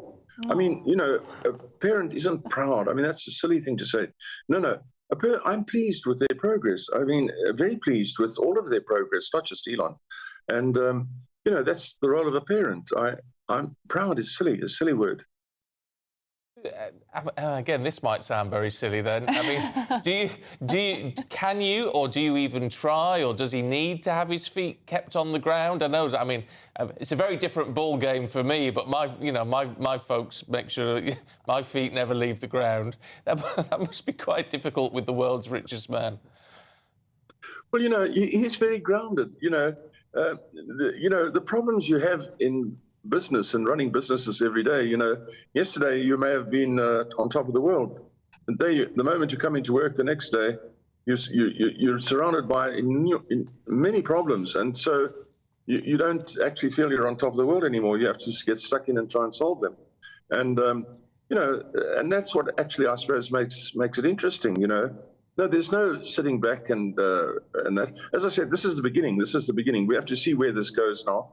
I have people from England, who contact me and ask me, please, to have Elon help them to regain freedom of speech and such like in England. What's going on in England is not right. England is trying to tax itself out of hard times. You can't tax yourself out of hard times. Taxing yourself out of hard times is like a lazy man living on his mother's savings. No, you need to work. You need to cut your costs and work your way out of hard times. This Starmer guy doesn't seem to understand that. What is interesting from that, and I know, people and politicians will argue, well, you can't necessarily compare directly business and politics, and they've got a point to an extent. However, what strikes me is when Elon bought Twitter. And obviously there was a lot of problems. He moved in, didn't he? He moved into the headquarters. He was working, I don't know, what, sort of 18, 19, 20 hours a day. Whether people like him or not, he's a worker. Well, yes, in Twitter, X, he gave the work to my brother's sons to do the trimming of Twitter X because he obviously didn't have time. So all the cutting of staff and stuff was done by my brother's elder son, James, so he runs that side of things. Was it obvious to you when Elon was growing up that he was different, that he was special, that he was going to go on to do all of these huge things? Well, he was always a very bright kid. So, I was just always hoping that they would be able to earn a living for themselves. That, I suppose, was my main concern. I think as a parent, I have been surprised by their progress, all of them, not just Elon. Their progress is extraordinary, and I put it down to the fact that we're a family that has a sort of academic work ethic. we feel we can't sit down and have a good time. We need to be making every day count for itself, count and all that sort of thing. It's the sort of thing about us. We never had gap years or gap weekends even. We really sort of just keep working away, trying to, once you get one thing succeeded, you just leave it and start with the next thing. Yeah, right. It's fascinating. He's a fascinating man. It's great to talk to you. The only thing I will say to you, Errol, is that if he ever has a spare seat going on the Dragon capsule, and you need someone to fill it, put my name forward, would you? I'd love to do a bit of that. You'd like to go? Oh, I'd love to. That would be a dream come true, to do something like that. All right, well, we'll send you on the top of the next one, I'd rather be on the inside, but I'll take any. You'll have a good time for a few seconds, Yeah, you would do, yeah.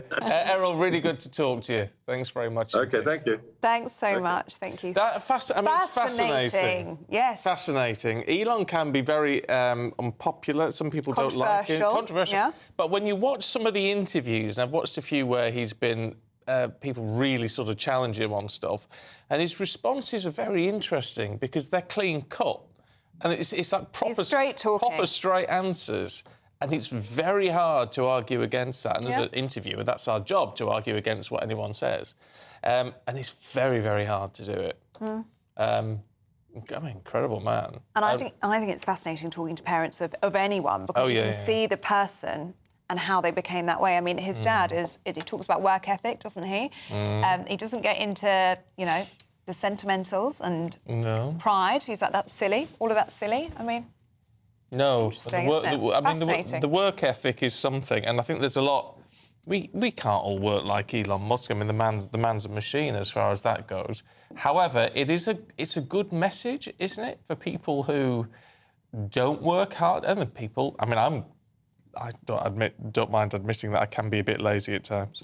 You always say that about yourself. I do. I do get up at 3 o'clock in the morning. Maybe I deserve to be a little bit lazy. But you have to, that work ethic, that needs to be pumped through to every young person at the minute going into... lots of people would agree with you with that one. If you want all these things, you can achieve anything, is what we tell young people these days. But you can achieve anything if you work hard enough. Yeah, good message. Well, you have an opinion on that interview. What did you make of it? gbnews.com/yoursay. And on the Trump issue, is his win a good thing for Britain? It's our poll of the day today. Scan that QR code if you're watching on TV. If you're on the radio, go to gbnews.com/poll. We'll have the live result for you in Martin's show later on this afternoon. Now, Sir Keir Starmer is set to sign a deal with Balkan nations to target people smuggling gangs as he heads to Hungary for the 5th EU summit. 46 European leaders will discuss issues including economic security and, of course, crucially, migration concerns. Meanwhile, the summit will also address Donald Trump's win as the bloc focuses on how to accommodate the country's 47th president. Let's talk to our political correspondent, Catherine Forster, who's in Budapest for us this morning. I mean, this is the beginning, then, of Keir Starmer's promise to smash the gangs. It's whether this agreement that he's drawing up is actually going to achieve anything, Catherine. Well, yes, indeed. Smash the gangs, he said. Much easier said than done, of course, because we've now had 66 deaths in the Channel this year. That's 5 times more than last year. We had 263 people crossing the Channel just on Tuesday, so a very real problem. What Sir Keir Starmer would like is to get back to that pre-Brexit intelligence sharing with the European Union. That's not happening at the moment, but in the meantime, he's announcing a deal with Serbia, North Macedonia and Kosovo. They will be sharing intelligence on the gangs, on illegal migrants crossing the borders there. He's going to be saying that Europe needs to work together to deal with this challenge. But I have to say, it's very sunny here, and lots of European leaders have said very warm words about the political earthquake that's just happened on the other side of the Atlantic. Very warm words about Donald Trump. But despite the warm smiles and everything's, we look forward to working together, there is real concern in Europe about what Donald Trump is going to mean for Europe, both in terms of security and trade. Now, Volodymyr Zelensky was very quick to congratulate him yesterday, very quick to pick up the phone to Trump, as was Sir Keir Starmer. But they are worried, aren't they? Because Donald Trump has said that he'll basically get it sorted in a day. They don't know what that means. It's likely, possibly, that support for Ukraine in terms of money is going to be less. So real concern, because Donald Trump is just so unpredictable. And of course, he's called Europe out repeatedly on not spending enough on defence, and feeling that, it's really not fair for America to pick up the bill. So Europe, I think, realising, as they have in the last couple of years, that they've got to up their game on security. They cannot necessarily rely on America. Also concerns about what tariffs, if he brings them in, could do for growth here. Of course, Donald Trump says a lot of things, but we don't actually know what he's going to do. It's on the agenda. Catherine, thank you very much. Yeah, it's going to be interesting. I have a sense, I mean, it's not from me, it's from the experts who we're talking to through the night, but saying because this is the second term, and maybe even partly because there's been this 4-year gap in between, he's got more about him this time, more organised, different team about him. Elon Musk, as we say, who's going to be a big influence, he's bound to be. Just that this will be a slightly different term, really. Well, it's going to be a different presidency, isn't it? Yeah. He's got the House, he's got the Senate, he's got Supreme Court judges. More determination, perhaps, but also more understanding of how you get these things done in the right way. It's going to be an interesting time. It Interesting is. to see how this moves forward. Right, shall we see what the weather's going to do? Here's Alex.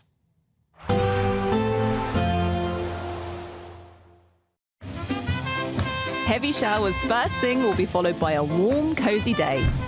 Boxed Boilers, sponsors of weather on GB News.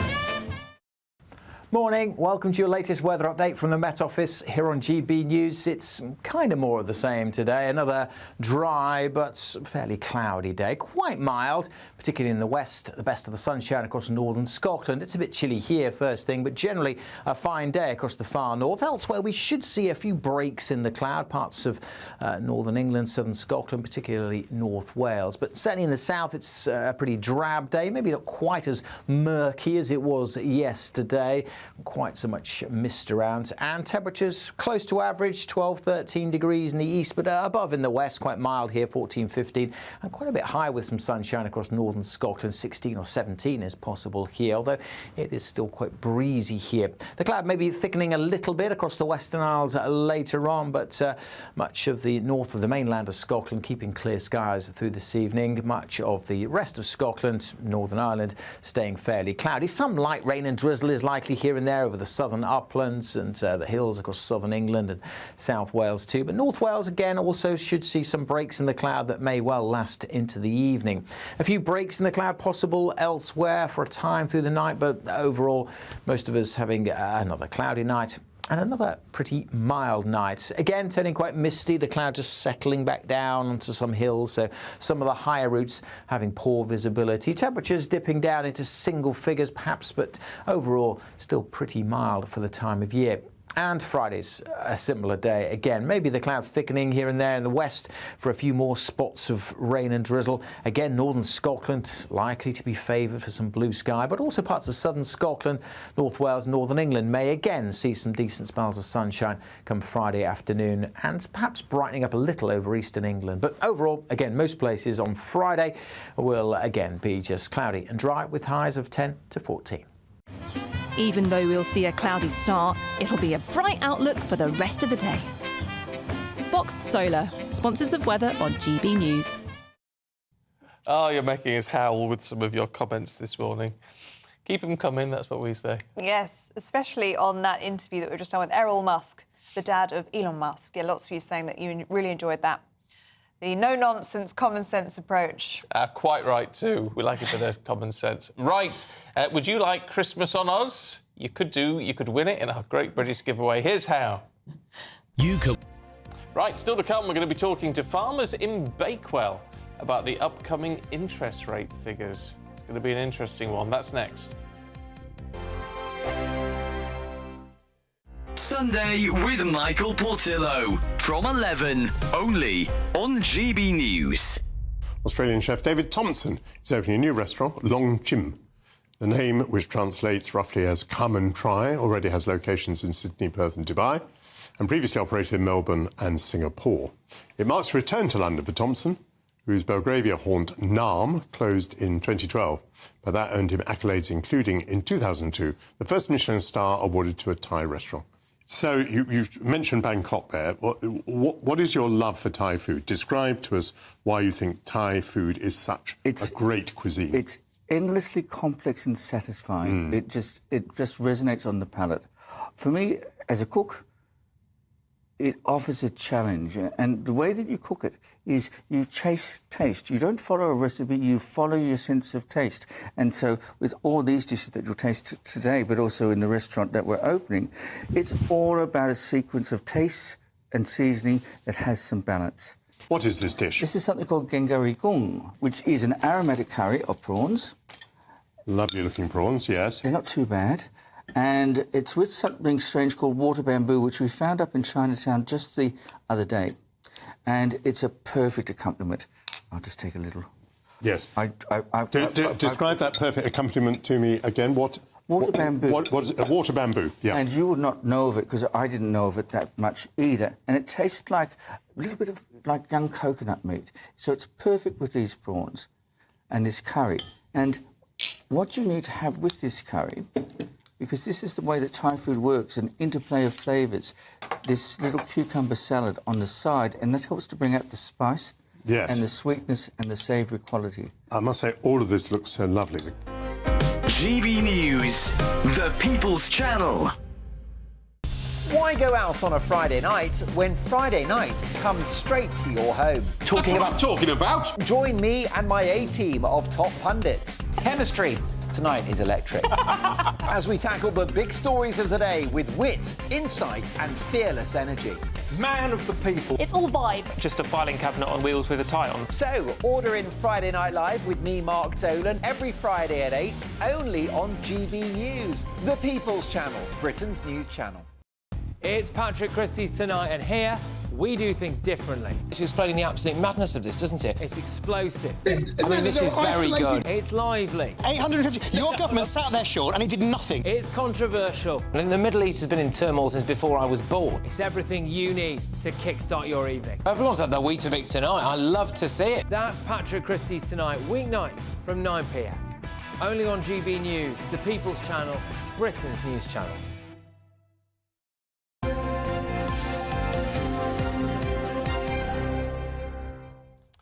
Well, we'll get some interest rate data later on today, and the farmers are really going to be awaiting the verdict. Yes, the agricultural sector has already been hit hard by the Chancellor's October budget. So how will Rachel Reeves' decision, well, it's a Bank of England's decision today at midday, how will that impact them? Well, let's speak to our reporter now, Will Hollis. And how are the farmers that you've been speaking to, Will, feeling about today's interest rate decision? Good morning. Yes, well, we're in Bakewell, right in the heart of rural Derbyshire, and we're at the Agricultural Business Centre where, as you can imagine, sheep are going to be on sale today. Some 700 or 800 sheep are going to be coming through these fences in about an hour's time, because they'll be off for auction after spending the summer and the spring getting nice and fat here in the heart of rural Derbyshire. And when you have so much produce, the numbers really do matter, but the numbers that matter today are, of course, those Bank of England interest rates, which some economists are expecting to drop from 5% to 4.75% off the back of lower inflation. And how does that affect the agricultural sector? Well, today we've got David Hanford, who's a farmer, and we've got Ivor Lowe, who works in agricultural mortgages as well as auctioneering some of the livestock. David, let's start with you. What are the cost pressures that farmers are facing right now? Well, since COVID, we've undergone massive cost pressures. You know, a lot of our input costs have gone up from You know, if you take, for example, electricity, I was paying 14 pence per kilowatt hour for electricity, and for 12 months I was paying 60 pence a kilowatt hour. That's come back somewhat more recently, I'm paying, but it's more than twice the cost of what it originally was.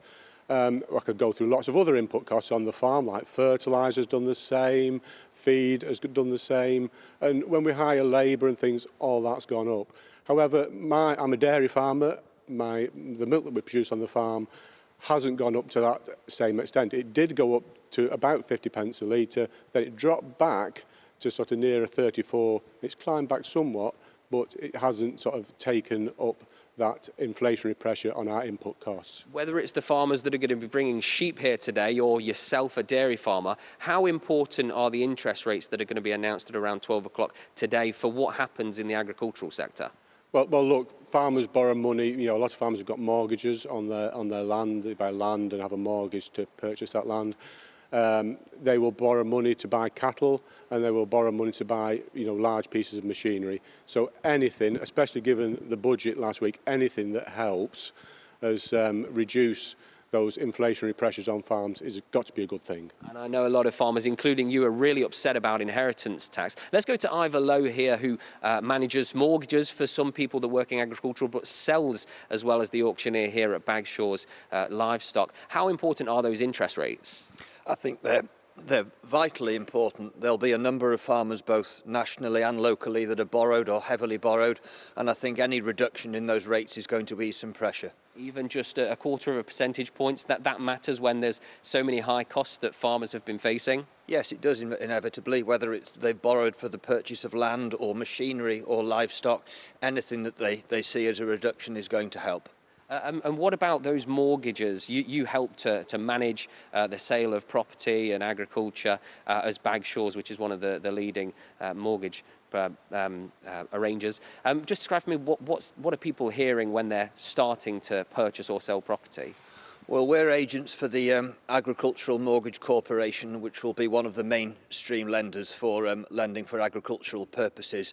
And I have to, when I fill an application in for somebody to take on a loan, I need to illustrate that they can service that loan at a stress-tested rate of 8.5%, something like that. And since we've seen the increase in interest rates, that is often very difficult to illustrate. A really difficult time right now, and we know that the inheritance tax is a really big thing, but thanks for talking to us about interest rates. It's quite quiet now, but just imagine a hive of activity later here today, Stephen and Ellie, and we're here in Bakewell all day. I can't wait to see it when those sheep are in those pens. Yeah, well, I wanted sheep and I wanted Bakewell tarts, so see if you can work on both those things, please, later on this morning. I'll have them by mid-morning, I promise you. All right. Excellent. We won't be here, that's a shame, but Never mind. We'll tune in anyway. Thanks, Will. I tell you what, it is really tough going for farmers at the minute. Really Let's hope those interest rates do come down slightly. I mean, it'll help a lot of people. Not savers, of course. It's bad news for savers. No. So not the best news for pensioners. However... Farmers with big mortgages. Yeah, anyone with a mortgage, it's got to help. Yes, absolutely. Now, still to come, breaking news at the top of this hour. Literally. Quite literally, yes. Australia's most famous break dancer, Raygun, from the Olympics. Remember her? She's retired. We're going to be talking about that next.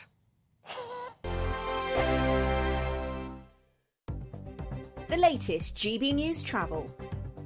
Good morning, I'm Russell Holding. In County Down, the A22 is closed in both directions northwest of Comer after an accident last night. The M6 in Lancashire is closed southbound from junction 33 to the A6 south of Lancaster to 32 for the M55. Repairs after an accident yesterday morning. There are queues towards there and delays on the A6 alongside the M6 as you divert. On the M62 in West Yorkshire, there's a lane closed westbound where someone's broken down between junctions 24 and 23 towards Huddersfield, taking 20 minutes towards there from junction 25 at Brighouse. In Cambridgeshire on the A14, 2 out of 4 lanes are closed westbound, where a lorry is broken down between junctions 31 and 25 from the M11 to Bar Hill. The queues from junction 32 near Cambridge. And on the M4 in Berkshire, there are 2 lanes closed eastbound just after junction 11 at Reading after an accident, causing long delays towards there. And that's the latest. You can stay up to date throughout the day by visiting our website, gbnews.com. In the GB newsroom, we bring you the news as it happens. With our team of dedicated journalists across the UK, we're ready to keep you up to date with what's happening every half an hour, every single day. bulletins here on GB News, the People's Channel, Britain's news channel. Nightmare commute. Kick it up a gear with GB News Radio. You can listen online and on DAB+ and on the GB News app. We're also on TuneIn and the Radio Player apps. From the school run to rush hour, get revved up with GB News Radio.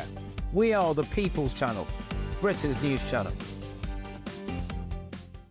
We're proud to be GB News, the People's Channel. And as you know, we always love to hear your views. Now, there's a new way of getting in touch with us at gbnews.com/yoursay. By commenting, you can be part of a live conversation and join our GB News community. You can even talk to me, Bev Turner, or any of the members of the GB News family.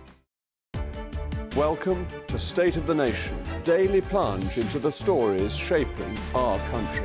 I'm Jacob Rees-Mogg, and Monday to Thursday we bring you the insights, the facts, the truth about how our country is being governed. Because what happens in Downing Street matters down your street. Tune in to State of the Nation every Monday to Thursday, 8 to 9 o'clock.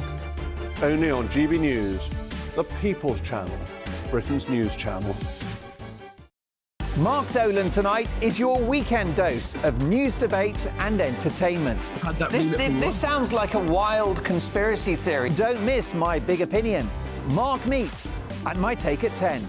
Democracy is a funny old thing. And we don't do boring, not on my watch. I just won't have it. Let's go and get another glass of that bubbly. You've earned it. That's Mark Dolan tonight, Saturday and Sunday, 9 to 11, only on GB News, the People's Channel, Britain's news channel.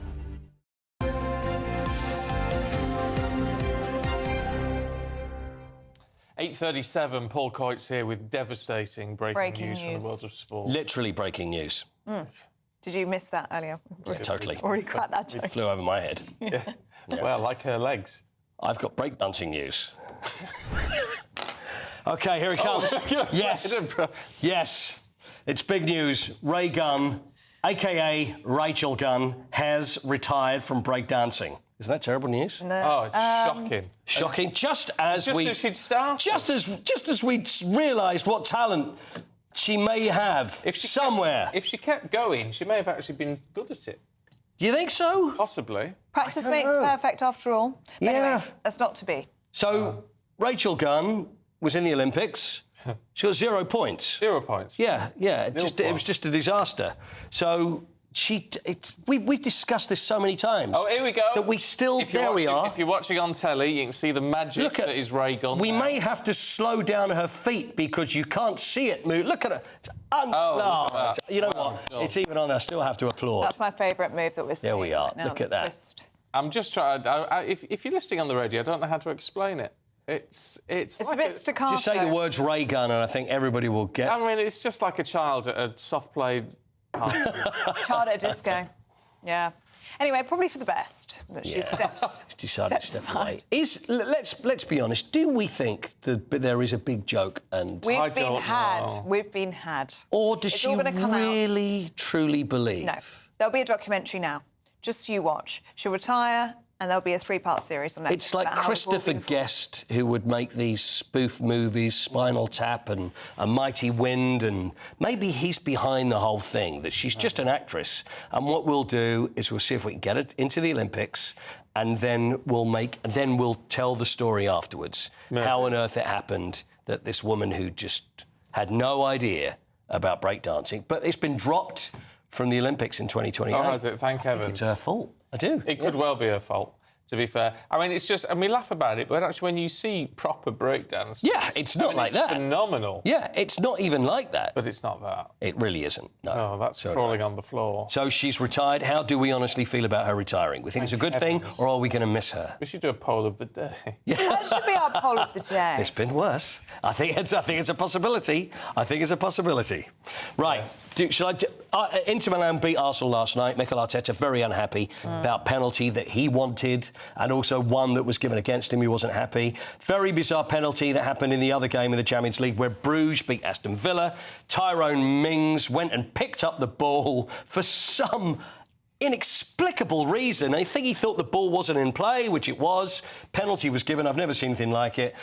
So they lost as well. But shall we do one more President tribute, shall we? Oh, yeah, go on.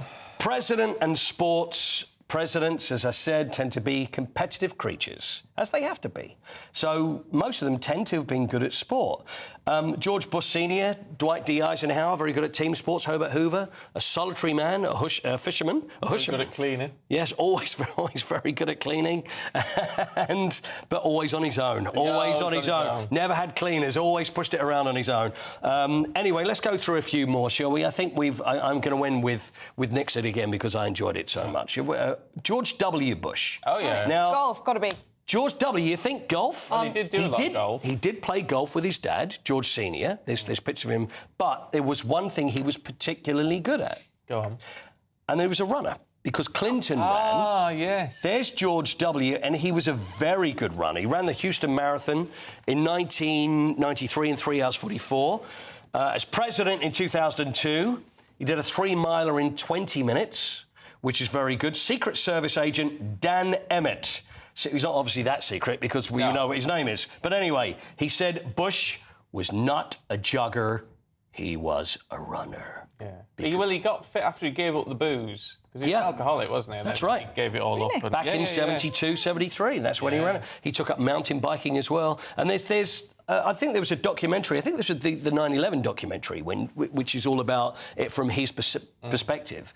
And you could see he goes out running that morning, and then the Secret Service, very few of them could actually keep up with him. And they were saying, well, is it all just presidential nonsense, the fact he was good? But no, a very, very good runner. A good runner. Yeah, so he was... exactly. That's what I thought. Whereas George Bush, his dad, first love was baseball, played first base at Yale University, very good sportsman. All of them, everybody I seem to look into, had a sporting background. Did Clinton do anything? Well, Clinton was a runner. Oh, was he? Yeah. Oh, Clinton here was he a is. runner. Oh, well, I think when he cut... That's not his finest hour, though. It's, you know what? Yeah. I mean, he's not in shorts and singlet, shall we say, for that one. No, that's... He doesn't look like he's doing that with ease. But also, when it comes to American politics, it has to be... You know, they've got to be seen to be fit as well, haven't they? I mean, like Condoleezza Rice. Yep. Condi Rice, when everyone was talking about her being a presidential candidate, the first thing he did was see her out running. Yeah, absolutely. It's fitness in mind and body. It's this whole strength thing, isn't it? Having a strong image and being active. That's why Richard Nixon was so good at 10-pin bowling. Can we see that again? Because it's been my favourite thing. There you go. There's Tricky Dicky. This is pre-Watergate with his high-riding trouser and the tie tucked in. He's got his white presidential bowling shoes. But as we mentioned earlier, he's not happy with it. Look, for the radio, he goes, no, it was a terrible shot, but everybody around him is applauding, which is probably a sensible thing. Yeah. Well, it'd be nice if that happened in real life. Mind you, you'd end up with an ego, wouldn't you? Yeah, I guess. Everyone just agreed with you. Well, yeah, a president... Someone should have said, that was rubbish, Mr President. Yeah, sorry, Mr President, that ain't going to happen. I think after Watergate, they were going, yeah, he was a terrible bowler. Terrible. It was all very easy then, wasn't it? But he had the bowling alley installed into the White House, and also FDR, Franklin D. Roosevelt, he had a swimming pool installed, but that was the New York Daily News that actually paid the money to have that installed, because after his illness, it was his swimming that got him fit again, so they paid to keep him fit. Hydrotherapy, back in the 40s, that's what it was. Like that back then. There we were. Right, Paul, it's been a joy. Thank you, it has been a joy. See you next Thank week. you very much. Tomorrow. Thank you. Do stay with us. We're going to be going through the papers with Emma Wolf and Andy Jones. That's next. Mark Dolan tonight is your weekend dose of news, debate and entertainment. This sounds like a wild conspiracy theory. Don't miss my big opinion. Mark Meets and my take at 10. Democracy is a funny old thing. And we don't do boring. Not on my watch. I just won't have it. Let's go and get another glass of that bubbly. You've earned it. That's Mark Dolan tonight, Saturday and Sunday, 9 to 11, only on GB News, the People's Channel, Britain's news channel. This is GB News, Britain's news channel. Now, our next guests have been working closely with celebrities and MPs to help clean up our planet. Very important. Think Ocean was founded in 2021 with two main goals. One, educating the next generation to make sure that they know when they're growing up that naturally we have to take care of the planet, and cleaning pollution that's already in the environment. Well, joining us now to tell us more is Think Ocean's founder, Hugo Valdez-Vera, and the co-founder, Nolene Mariapin. Really good morning, to see you both this morning. So, Nolene, let's start with you. What is Think Ocean, and why did you want to start this back in 2021? Yes, so Hugo had actually been working on the environment and climate action for quite a long time. When he moved to the UK, he realised that there was a growing problem with plastic pollution and that more needed to be done because people weren't actually seeing the link between plastic, the impact on the environment and climate change. So he founded the organisation and I joined him with three goals, really. Education, looking at technology to scale solutions, and looking at how we develop more circular economy programmes. So actually looking at reusing, recycling, actually creating local economies from what people would consider waste. Hugo, just how bad is plastic pollution around the world, and especially here in the UK? Well, it is bad, but we don't know the extent of how bad it is. You know, this is not much interest from the bigger players or, some government for us to know every detail of the pollution. So if we know that is from 1 to 10 is 2, probably it's about 6. Oh. GB News, the People's Channel. Welcome to State of the Nation, daily plunge into the stories shaping our country. I'm Jacob Rees-Mogg, and Monday to Thursday we bring you the insights, the facts, the truth about how our country is being governed. Because what happens in Downing Street matters down your street. Tune in to State of the Nation every Monday to Thursday, 8 to 9 o'clock. Only on GB News, the People's Channel, Britain's news channel.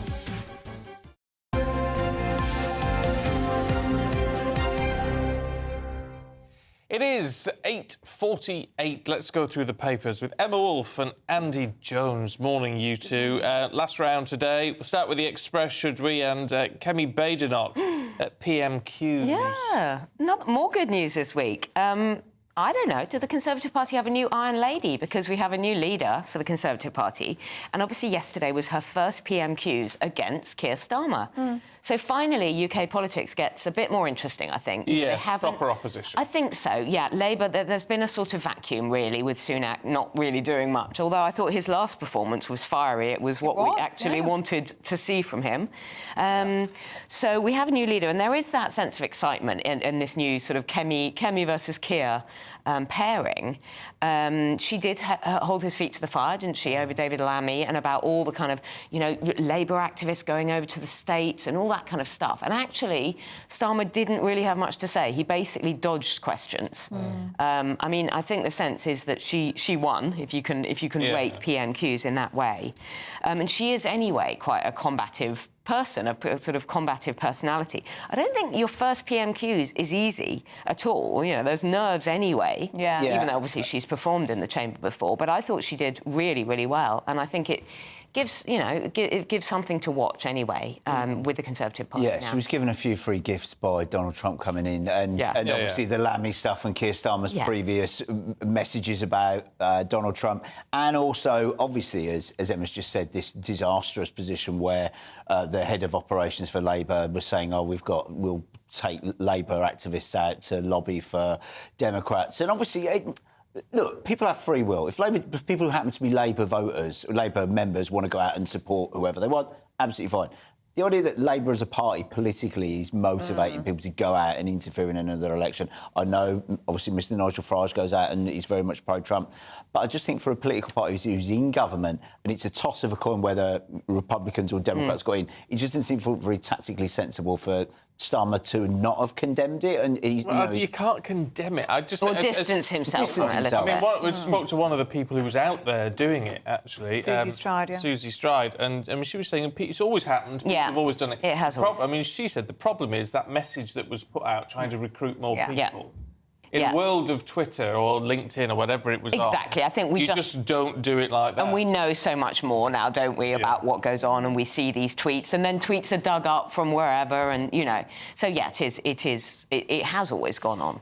Talking of tweets being dug up from wherever, I mean, Silence of the Lamy is a great headline in The Sun. Great headline. About David Lamy, and obviously David Lamy is suspiciously a little bit quiet, and he's not normally so quiet at the moment. This is because of, obviously, his old tweets have resurfaced about Donald Trump. He called Donald Trump a liar, a tweet, deluded, dishonest, xenophobic, narcissistic. He's no friend of Britain, Donald Trump. He also said, if Donald Trump comes to the UK, I'll be protesting on the streets. He's a racist, KKK and Nazi sympathiser. And in a response to a Donald Trump tweet, which simply said, make America great again, he compares that phrase to Hitler, and he said it was that phrases like that in Nazi Germany were cover for the most detestable human acts. So I absolutely support British politicians having the agency to say, I disagree with that statement that somebody has made. But these sort of broad strokes, completely unbalanced, not based in any evidence sort of stuff, that he's a Nazi sympathiser, he's racist, KKK, simply saying make America great again compares him to Hitler, isn't rational or particularly fair. The problem is he was in opposition, and they've been in opposition a long time, even at that point, and they forget that they might actually get back into power. I know, and consequences. You need to be diplomatic about this because, you know, the special relationship, well, what happens to that when you trash each other's reputations? You know, and I also think, I just feel a lack of respect. You know, it's the American voters' choice. It's not our choice. You know, respect what the American voters have voted for rather than, you know... But the point is, you can attack what somebody has said analytically and say, I disagree with what Mr Trump said about this, this is wrong, this is unhelpful, whatever. This sort of mad thing of, oh, he's a racist, Nazi sympathiser, you know, Black America certainly didn't think so. More black men voted for Donald Trump. Hispanics were out voting for him. White women were out voting for him as well in America. I just don't think it bears particular scrutiny. Well, it's just the fact that now he's put a tweet out, which of course he had to do. And it is eating humble pie to an extent, but when he says, we look forward to working with you and J.D. Vance in the years ahead, you just know he doesn't mean it. Quite. So it undermines his own... And same with Keir Starmer's statement. It was just very, you have to do this, you know, it was kind of... I mean, the lead story on the Mail Online right now is a US analyst, Niall Gardner, saying that Starmer has to sack Lamy, otherwise Britain's going to lose out big time and all this sort of stuff. So it's a sort of, you know, Lamy will be diplomatic, I'm sure, but it's certainly unhelpful. Emma, the polls were wrong. They didn't predict Donald Trump's landslide victory, did they? Well, the polls didn't, but, I mean, there's a lot of analysis in this in the papers about why the polls were wrong, and our pollsters completely out of touch. And there's some interesting articles from pollsters themselves saying we don't do cold calling anymore because no one answers the phone. You know, so we're not speaking to the people that we need to speak to. Often it's, you know, it's farmed out. These kind of things are farmed out to other companies. They were mostly Democrats. They're not really in touch with working people. So they're getting it wrong on many fronts. But also, I think there's the shy Brexiteer, the shy Trump voter effect, which, you know, whereby if you say, I'm going to vote for Trump, I'm going to vote for Brexit, people deride you and belittle you as, you know, ignorant, working class, xenophobic, racist, all of those things. When actually people are caring about what they care about is the jobs and the economy and their families and their future. I'll tell you what's interesting looking at this, though. Age. 18 to 29-year-olds, 54% voted Democrat, 43% voted Republican. It's pretty much split. Even, exactly. Whereas that used to not be the case, and that's how the pollsters can get it completely wrong. Right, we're out of time. Been good to see you both. Let's have a look at the weather.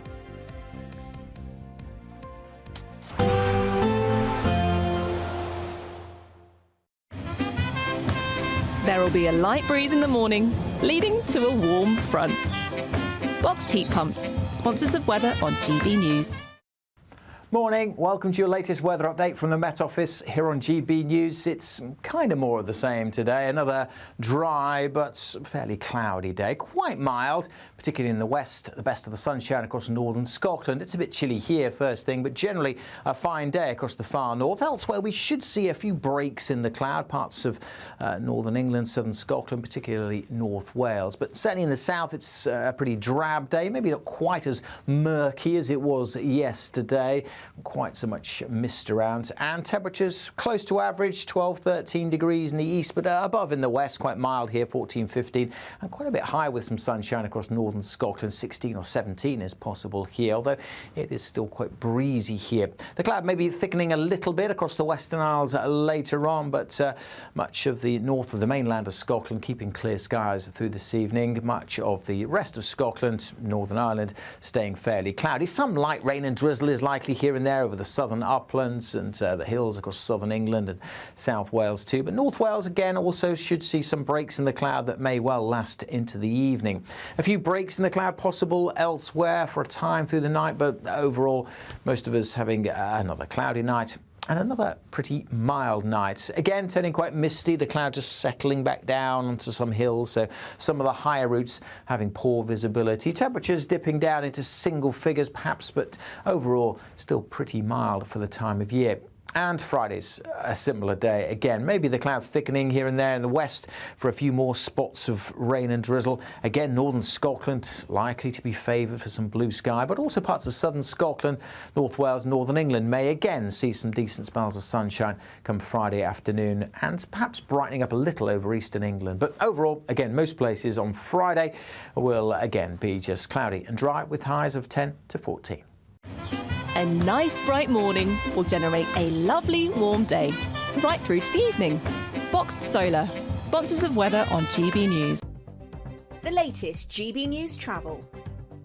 Good morning, I'm Russell Holding. In County Down, the A22 is closed in both directions northwest of Comer after an accident last night. The M6 in Lancashire is closed southbound from junction 33 for the A6 south of Lancaster to 32 for the M55 for repairs after an accident yesterday morning. There are queues on the A6 as you divert. On the M62 in West Yorkshire, there's a lane closed westbound where someone's broken down between junctions 24 and 23 towards Huddersfield. Queues from junction 25 at Brighouse. In Cambridgeshire on the A14, 2 lanes are closed westbound where a lorry's broken down between junctions 31 and 25 from the M11 to Bar Hill. Queues from junction 32. The M25 in Hertfordshire's blocked clockwise, where there's a breakdown between junctions 24 and 25 from Potters Bar to the A10 causing queues. And on the M4 in Berkshire, 2 lanes are closed eastbound a mile after junction 11 at Reading after an accident with queues from junction 12. And that's the latest. You can stay up to date throughout the day by visiting our website gbnews.com. We're giving you the good luck. This is Britain's Newsroom, where your voice matters. It's just astonishing. With expert analysis and honest opinion, we don't just keep you informed. We bring you unique perspectives you won't see anywhere else. Can't argue with any of that. When the news happens, it happens here. On Britain's Newsroom, weekdays from 9:30 a.m. Only on GB News. If you want your news to be straight talking... This is a nightmare for the Conservatives again. Down to earth. It's not just Nottingham where this is happening, is it? And most importantly, honest. Hard-working, middle-class taxpayers, they'll get their book thrown at them. Then catch me, Martin Daubney, Monday to Friday, 3 till 6 p.m. on GB News, Britain's news channel. In the GB Newsroom, we bring you the news as it happens. With our team of dedicated journalists across the UK. We're ready to keep you up to date with what's happening every half an hour, every single day.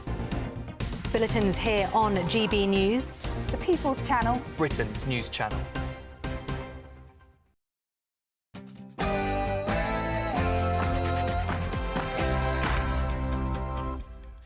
Good morning to you. Kamala Harris concedes defeat as she addresses crowds in Washington, D.C. The outcome of this election is not what we wanted, not what we fought for, not what we voted for. Well, Donald Trump secured gains in key swing states, leading to a landslide victory, with now only 3 states still left to declare. I want to thank the American people for the extraordinary honor of being elected your 47th president and your 45th president. But what does all this mean for Ukraine, for the Middle East, and of course for us here in the UK? Sir Keir Starmer is set to sign a deal with Balkan nations to tackle migrant smuggling gangs as he heads to Budapest for a meeting with European leaders. Prince William opens up about Catherine's health as he announced the winners of the Earthshot Prize in Cape Town. Volunteers from a village in Worcestershire knit thousands of poppies for Remembrance Day. We meet the people behind the masterpiece. Morning. Pretty mild and pretty dull again for most today. A lot of cloud covering the country, but northern Scotland should see some sunshine. Join me later for a full forecast. It's just gone 9 o'clock. I'm Stephen Dixon. I'm Ellie Costello, and this is GB News Breakfast.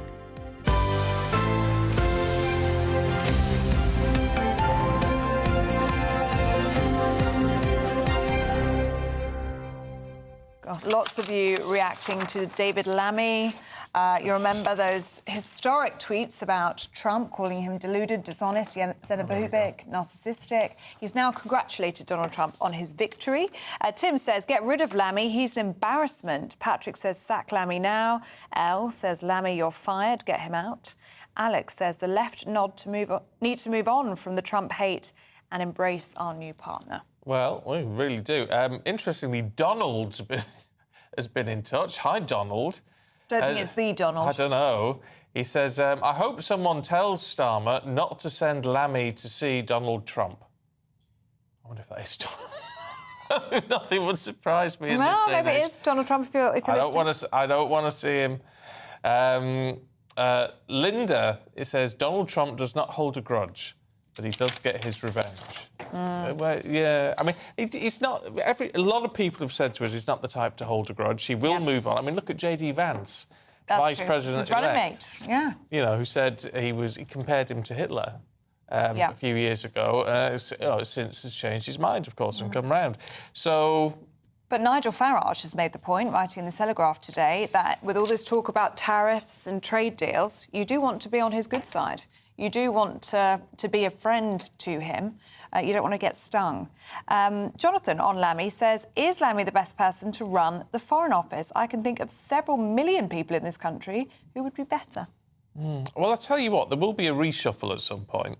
I mean, I don't know when. It was quite interesting that Keir Starmer kept the shadow cabinet pretty much entirely in place. Apart from one or two little tweaks, but mainly was just kept in place, all the big players. And I thought that was quite unusual at the time. Yeah, probably was, to be fair. I mean, David Lamy, someone was saying earlier on he needs to eat humble pie, which I think is a very fair comment. He has tweeted... I mean, I think he's done that in his tweet. You know, congratulations to Donald Trump. The UK has no greater friend than the US. We look forward to working with you and J.D. Vance in the years ahead. I mean, you might not believe the sincerity of that tweet. However, he has said it. I mean, what else do you do under the circumstances? But it just goes to show you need to be careful what you say online, actually whoever you are, because some of these things come back and bite you. It was short-sighted, wasn't it? It was. At best. For David Lamy, obviously not realising it at the time, was in opposition, had been for a very long time, but he's now Foreign Secretary, having to face the man he's called all these names to. All right, shall we see what Pat McFadden makes of all of this? He's Chancellor of the Duchy of Lancaster, which is a very grand title, Pat, to have. It's great to have you on the show, as always. I mean, look, calls for David Lamy to resign and all the rest of it are pushing it too far. I think most people would agree that is not the way forward. However, what does the Labour government do in the face of a new Trump administration in January? Because there are a lot of bridges to build, surely. Look, the friendship between the United States and the United Kingdom is really deep and long-lasting. And in terms of tweets or statements from the past and so on, you should look at both sides of the Atlantic. I think in your introduction there you mentioned what J.D. Vance, who's now the Vice President-elect, had said about Donald Trump in the past, and that was pretty fruity too. So he's obviously able to look past these things, and the truth is, this is a man who provokes quite a lot of emotions. We saw that in the election campaign in the States just gone, and if he took issue with everybody who'd said something negative about him in the past, there'd be a lot of people he wouldn't be speaking to, and that's not the case. And so I think it's important, and it's fair enough for you to put these things to me, but it's important to understand that the friendship and the alliance between the United States and the UK is really deep and long-lasting. It's far more important than tweets on either side of the pond. So I'm optimistic that this friendship can be good for our country in the next few years and can be good for the world as the United States and the United Kingdom stand together. I mean, you're saying it's deep and long-lasting and really important to you, but your government hasn't had the best start to a good relationship with Trump. I mean, he's already started legal action against the Labour Party. He's called it foreign interference in the election for sending 200 or so Labour activists to campaign for Kamala Harris. Look, these are campaign things. People have been going to volunteer in US elections since I was in short trousers, and probably before that too. The Prime Minister had dinner with President-elect Trump a few weeks ago in the States. It went really well. He spoke to him last night, and Donald Trump's a big admirer of the United Kingdom. Don't forget, his mum is Scottish. She's from the Western Isles, and the United Kingdom has a big place in his heart. He's fond of the UK, and on top of that, we have the defence and security and intelligence cooperation that I see every day as a cabinet member. It's really deep, it's really important to both countries. I don't think there's a friendship and an alliance like it anywhere else in the world. So I'm optimistic about it. And one of the things that is a sort of accident of timing is we've had these two elections in the UK and the US quite close together within a few months of one another, and what that means is that the nature of the two governments in both countries is set for the next few years now. So each country knows exactly what they're dealing with, and that's an unusually stable situation. So let's make the most of this friendship in the years to come. Tell you what's quite interesting, though, and it's talking of sort of unintended consequences and what have you. I mean, if he follows through on what he's planning to do, there'll be things like tax cuts in the United States and things. Now the experts are saying that's going to have an impact on things like the bond market, which is going to make things a bit more expensive over here. It's going to make borrowing more expensive. It's going to make growth less likely in the UK. Now, we could work against that if we'd had a slightly more positive budget, couldn't we? Well, I think the budget was positive. I mean, one of the issues in the election in the States is what they call the pocketbook issues, the living standards, how people were able to pay their bills month to month. And we were very conscious of that and the changes that we made to the Labour Party in recent years. And that's why, for example, in the budget, you had an increase in the minimum wage, you had a freeze in fuel duty, you had a triple lock protected for the next few years, we extended the household support fund, we made sure that carers, when they're trying to balance care and work, are not penalised for doing some part-time work as well, and they can earn more while they're doing that. These pocketbook issues, these living standards issues, are really important in politics. And the question that Donald Trump posed, are you better off than you were 4 years ago, is actually a question that was posed by Labour at the recent election. So on this living standards issue, we take it very, very seriously because we want to do the right thing by people who get up in the morning and go out and work hard. How concerned are you about Trump's tariffs? In rallies, he's described tariffs as his favourite word, talking about 10-20% universal tariff on imports. Some forecasts that these tariffs could cost the British economy £21.5 billion next year alone. Well, we're a big trading nation. We export and import both goods and services. And selling both of those around the world is really important for our economy. So we don't want trade barriers, but with everything, what I would advise your viewers and indeed my political colleagues is wait to see what President Trump does. I wouldn't place everything on what's said during some of the sort of fiery rhetoric during an election campaign. Let's wait to see what he does. But in everything, we will always argue for our interests, and our interests are to be able to sell our goods and our services around the world, including to the United States. One of our interests, of course, is to stop illegal immigration into the UK. Keir Starmer's in Budapest, isn't he? I mean, trying to sign a deal with Serbia, North Macedonia, Kosovo, amongst others, to smash the gangs. I mean, but this is all about intelligence sharing, and a lot of people will look at this and say, well, look, perhaps it's a step in the right direction. But where's the solid action? When are we going to see results from any of this?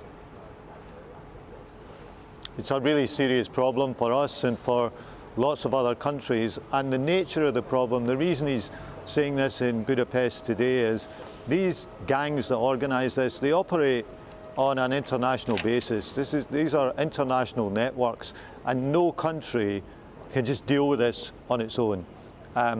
You have to work with others, and as you know, the Prime Minister's background is as a prosecutor and a crime fighter, and so the agreements that he's signing with those countries you mentioned today are about crime fighting, intelligence sharing, security cooperation to actually go after these gangs on an international basis, because unless you've got that international cooperation, it is much, much harder to deal with this problem. OK, Pat McFadden, good to see you this morning. Thank you for your time. It's going to be interesting to see how the government deals with the Trump administration. I mean, they are really going to have to work really, really carefully on all of this. Because you've got to make the most out of it. And trade, as you say, is going to be an absolutely crucial issue. Well, Nigel Farage is saying in terms of tariffs, we should be rolling out the red carpet to Donald Trump. Let us know what you think about that one. gbnews.com/you'll say. Yeah, I just wish at the end of that Pat hadn't described Keir Starmer as a crime fighter. Because I'm just picturing, you know, that Only Fools and Horses, Del Boy and Rodney in the outfit. It's all I can think of. Well, we actually ran out of time there with Pat McFadden. We were being told that he had to go, but I did want to ask about a US analyst. His name is Niall Gardner. He's essentially said that he thinks Trump will see the Prime Minister, Keir Starmer, as a novice when it comes to negotiating. He'll see him as a woke lefty, and that they won't be able to get along, they won't be able to get anything done. Practically impossible for Keir Starmer to work with the Trump presidency, he says. Well, I mean, we spoke to Niall, didn't we, last night? We did, actually, in the early hours of the morning. And he's a man who advised Margaret Thatcher. He's a man who knows what he's talking about. However, I hope he's wrong on this. Well, I hope he's wrong on this. Just because we've got to be able to work with the US administration and to get stuff done. Otherwise, we're going to be in a lot of trouble. Right, let's have a look at the United States, because Kamala Harris says she's going to keep on fighting. I don't really know what that means. She like teeing herself up for the next presidential race. But Will anyway, she survive that long? I don't know. It's difficult to say, isn't it? But she has conceded defeat following the election to Donald Trump. This is what she had to say in Washington, D.C. The outcome of this election is not what we wanted, not what we fought for, not what we voted for, but hear me when I say, the light of America's promise will always burn bright. Well, this comes after Donald Trump becomes their 47th president.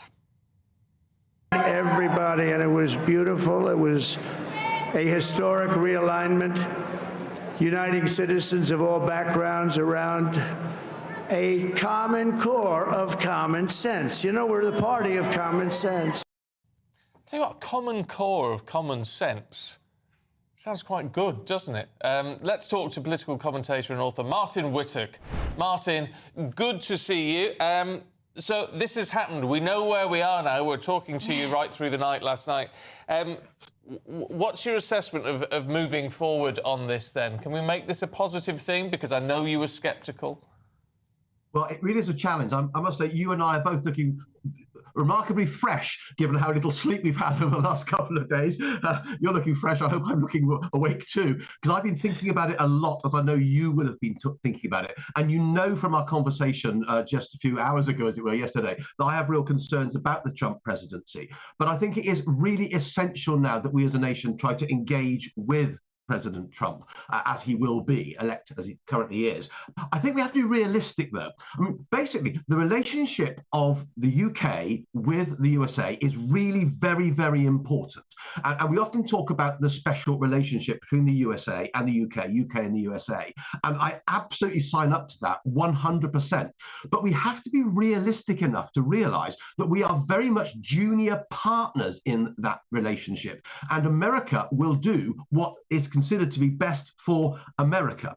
And I think what we see in the Trump presidency, with its promises of, America first and make America great again, just underscores the fact that I think he will do, not surprisingly, he is the president of the USA, what is best for America. And I don't, as he perceives it, and I don't think we should be under any illusions that he's going to kind of cut us some slack or going to be bending over backward to be favorable to us when it comes to tariffs, etc. So we're going to have to play this very, very carefully. But we have to go into this with our eyes wide open and not think that for some reason we in the UK, and that would apply to whichever government was in power in the UK, is going to somehow get a special deal because of the special relationship. We've got to be a little bit more realistic. Otherwise, I think there's going to be a lot of disappointment. But we do have to engage with the USA. Of course we do. What a major player, what a major friend. But there will be real challenges in dealing with the Trump presidency.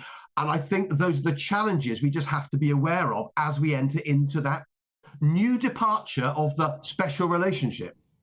OK, Martin Whittock, really good to get your thoughts. Thank you so much. And you do look very fresh this morning. Thanks for your time. Thank you very much. Take care. Thank you. What to make you feel a bit fresher this morning was getting your hands on a whole lot of cash to cover Christmas, all the presents, all the food, everything else, plus a GB News goodie bag. Yep, here are all the details that you need. Good Afternoon Britain isn't just about us. The wonderful thing about this programme is it's about everyone watching. It's an interactive programme. Well, there absolutely is something to see here, and we're going to be talking about it more. Whether it's breaking royal news, Will, please bring us up to date. Or indeed a particularly punchy speech in the House of Commons. Very, very curious. We bring it to you live, and then we bring you live reaction as well. That's Good Afternoon Britain, weekdays from midday. Only on GB News, the People's Channel, Britain's news channel. Sunday with Michael Portillo from 11, only on GB News. Penelope's, which is situated in the sophisticated Hotel Armano in Covent Garden, delivers punchy dishes from the executive chef Fez Ozalgan. London-born, she's of Turkish Cypriot heritage, and at the tender age of 16, she enrolled at Catering College. So, lovely to see you, Fez. Welcome to the programme. Thank you. So you're now in a very prestigious position. I'm always impressed that in the world of chefing, it's possible to get to very senior positions quite young, if you're good enough. Talent is rewarded, is it not? Definitely, yeah. It does take a lot of hard work, for sure. But, yes. When did you know that you wanted to be a chef? Honestly, because my parents have a cafe in Barking. And I used to go there when I was younger in school holidays and weekends to help them. And actually, I'll be honest, I just used to really admire everyone calling my dad chef, and that's what I wanted. And what about your food inspirations? Because I believe the food that you produce now is what? Mediterranean influence and also to some extent Middle East influence? Yeah, and Spanish as well at Penelope's, yeah. So our concept at Penelope's, our CEO, Errol, he is Israeli, but he grew up in Marbella. So, yeah. These are the great influences. Yeah. What have you brought here today? OK, so we have our sea bream tartare, which is a really good inspiration of both Spanish and Israeli. It's marinated with harissa, and it's served with a really nice gazpacho sauce, caviar on top. I wonder whether the camera can see that. It is the most gorgeous coloured sauce on top of my sea bream tartare. That's marvellous. GB News, the People's Channel. Mark Dolan tonight is your weekend dose of news, debate and entertainment. This sounds like a wild conspiracy theory. Don't miss My Big Opinion, Mark Meets, and My Take at 10. Democracy is a funny old thing. And we don't do boring, not on my watch. I just won't have it. Let's go and get another glass of that bubbly. You've earned it. That's Mark Dolan tonight, Saturday and Sunday, 9 to 11, only on GB News, the People's Channel, Britain's news channel.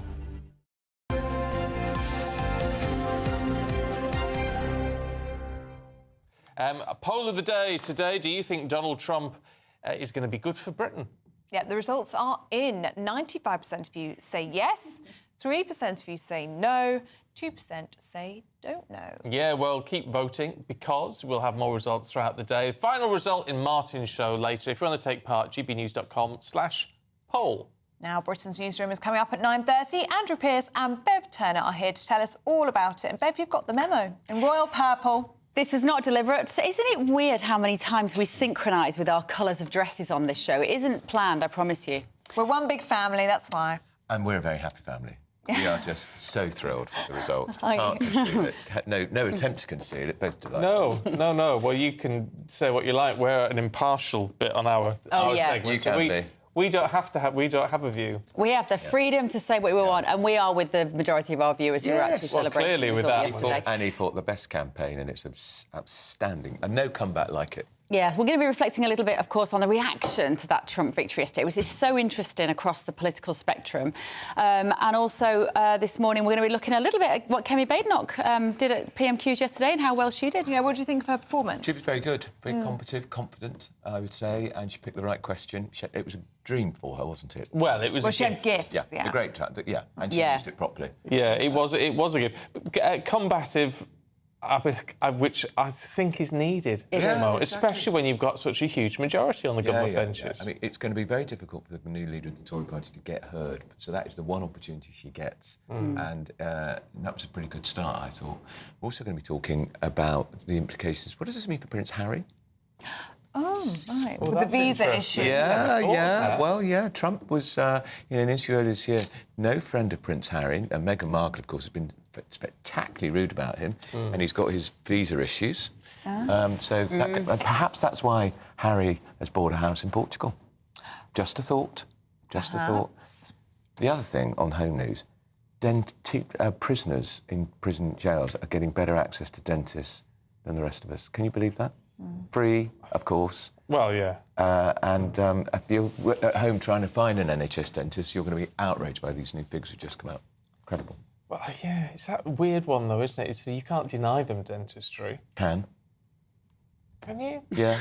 It's like denying them healthcare. I could. Have you got a filling? You need a filling? Too bad, mate. Should have thought about that before you broke the law. Here we go. It'd be nice if everybody could have good dental care, including prisoners in jails. How about that? They should not be at the front of the queue. Sorry, no. Andrew, Bev, lots to look forward to. Thank you very much. That's it from us. Heart of gold, Andrew. We're back tomorrow at 6. Here's the weather.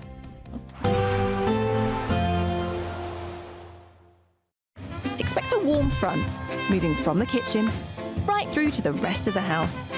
Boxed Boilers, sponsors of weather on GB News. Morning, welcome to your latest weather update from the Met Office here on GB News. It's kind of more of the same today. Another dry but fairly cloudy day, quite mild, particularly in the west, the best of the sunshine across northern Scotland. It's a bit chilly here first thing, but generally a fine day across the far north. Elsewhere, we should see a few breaks in the cloud, parts of northern England, southern Scotland, particularly North Wales. But certainly in the south, it's a pretty drab day, maybe not quite as murky as it was yesterday.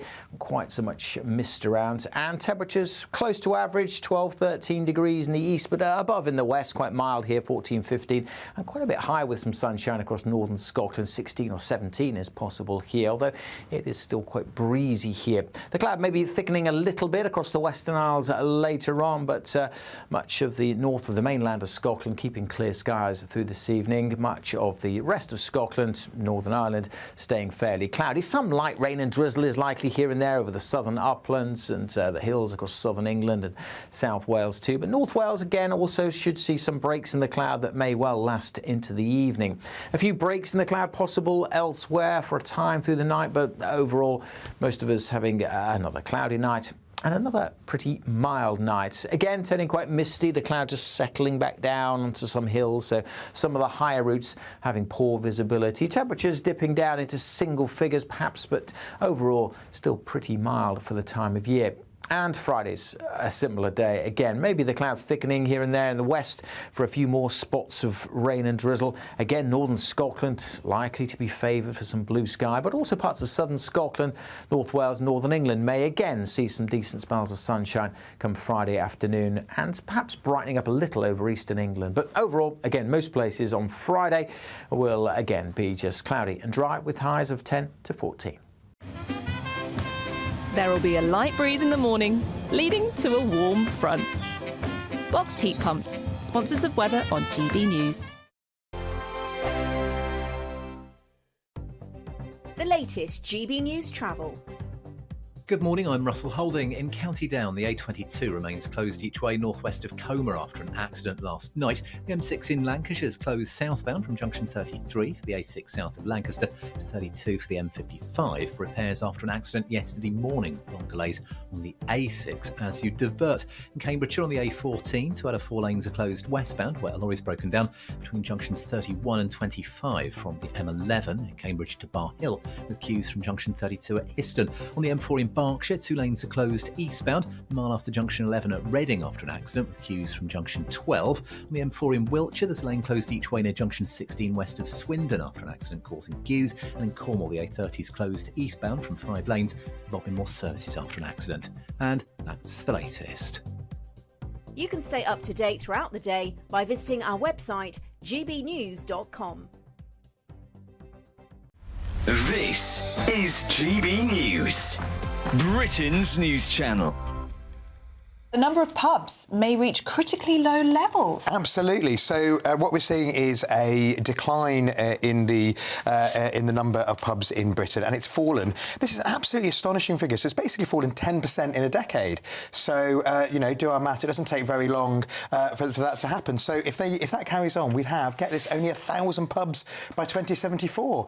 So the big question is what will become extinct first: the bank branch on your high street or the pub on your street corner? And this is a kind of perfect storm for landlords and landladies of, the cost of labour. We saw, remember when the energy prices were at the high, we just realised just how much energy it keeps to keep the lights on in the local boozer. Yeah.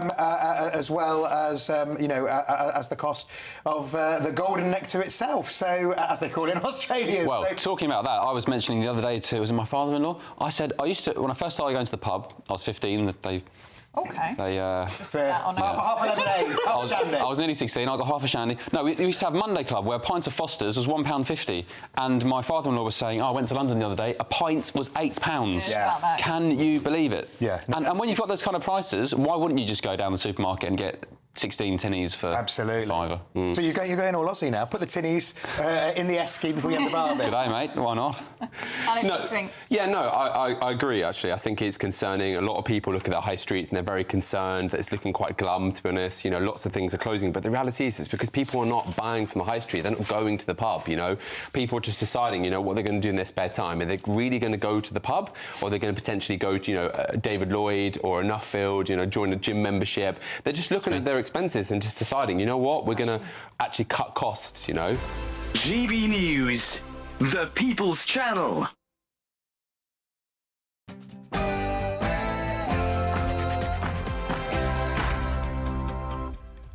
Morning, 9:30 on Thursday, the 7th of November, live across the UK, Britain's newsroom with Andrew Pearce and Bev Turner. And overnight, the loser, Kamala Harris, finally conceded in Washington, D.C. While I concede this election, I do not concede the fight that fueled this campaign.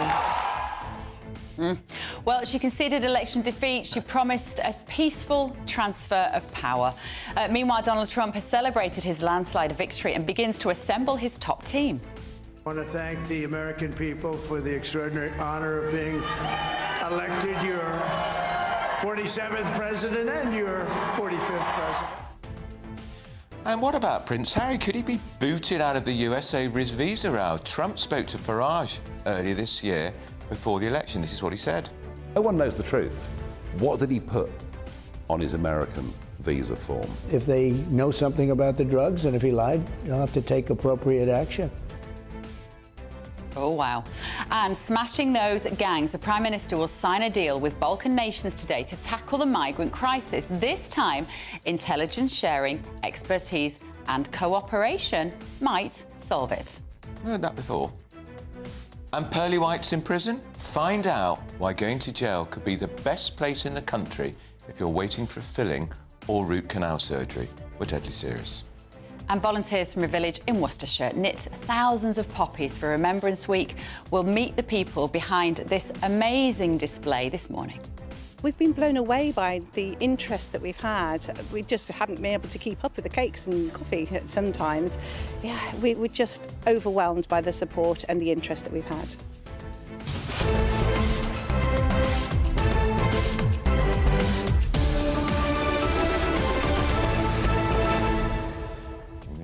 breaking news. The UK has just placed 56 sanctions on Russia. We're going to be finding out what that is all about. Get in touch this morning, gbnews.com/your say.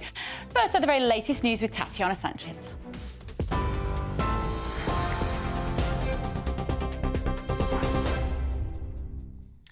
Bev, thank you very much. The top story as well. Sir Keir Starmer is set to sign a deal with Balkan nations to target people smuggling gangs as he heads to Hungary for the 5th EU summit. 46 European leaders will discuss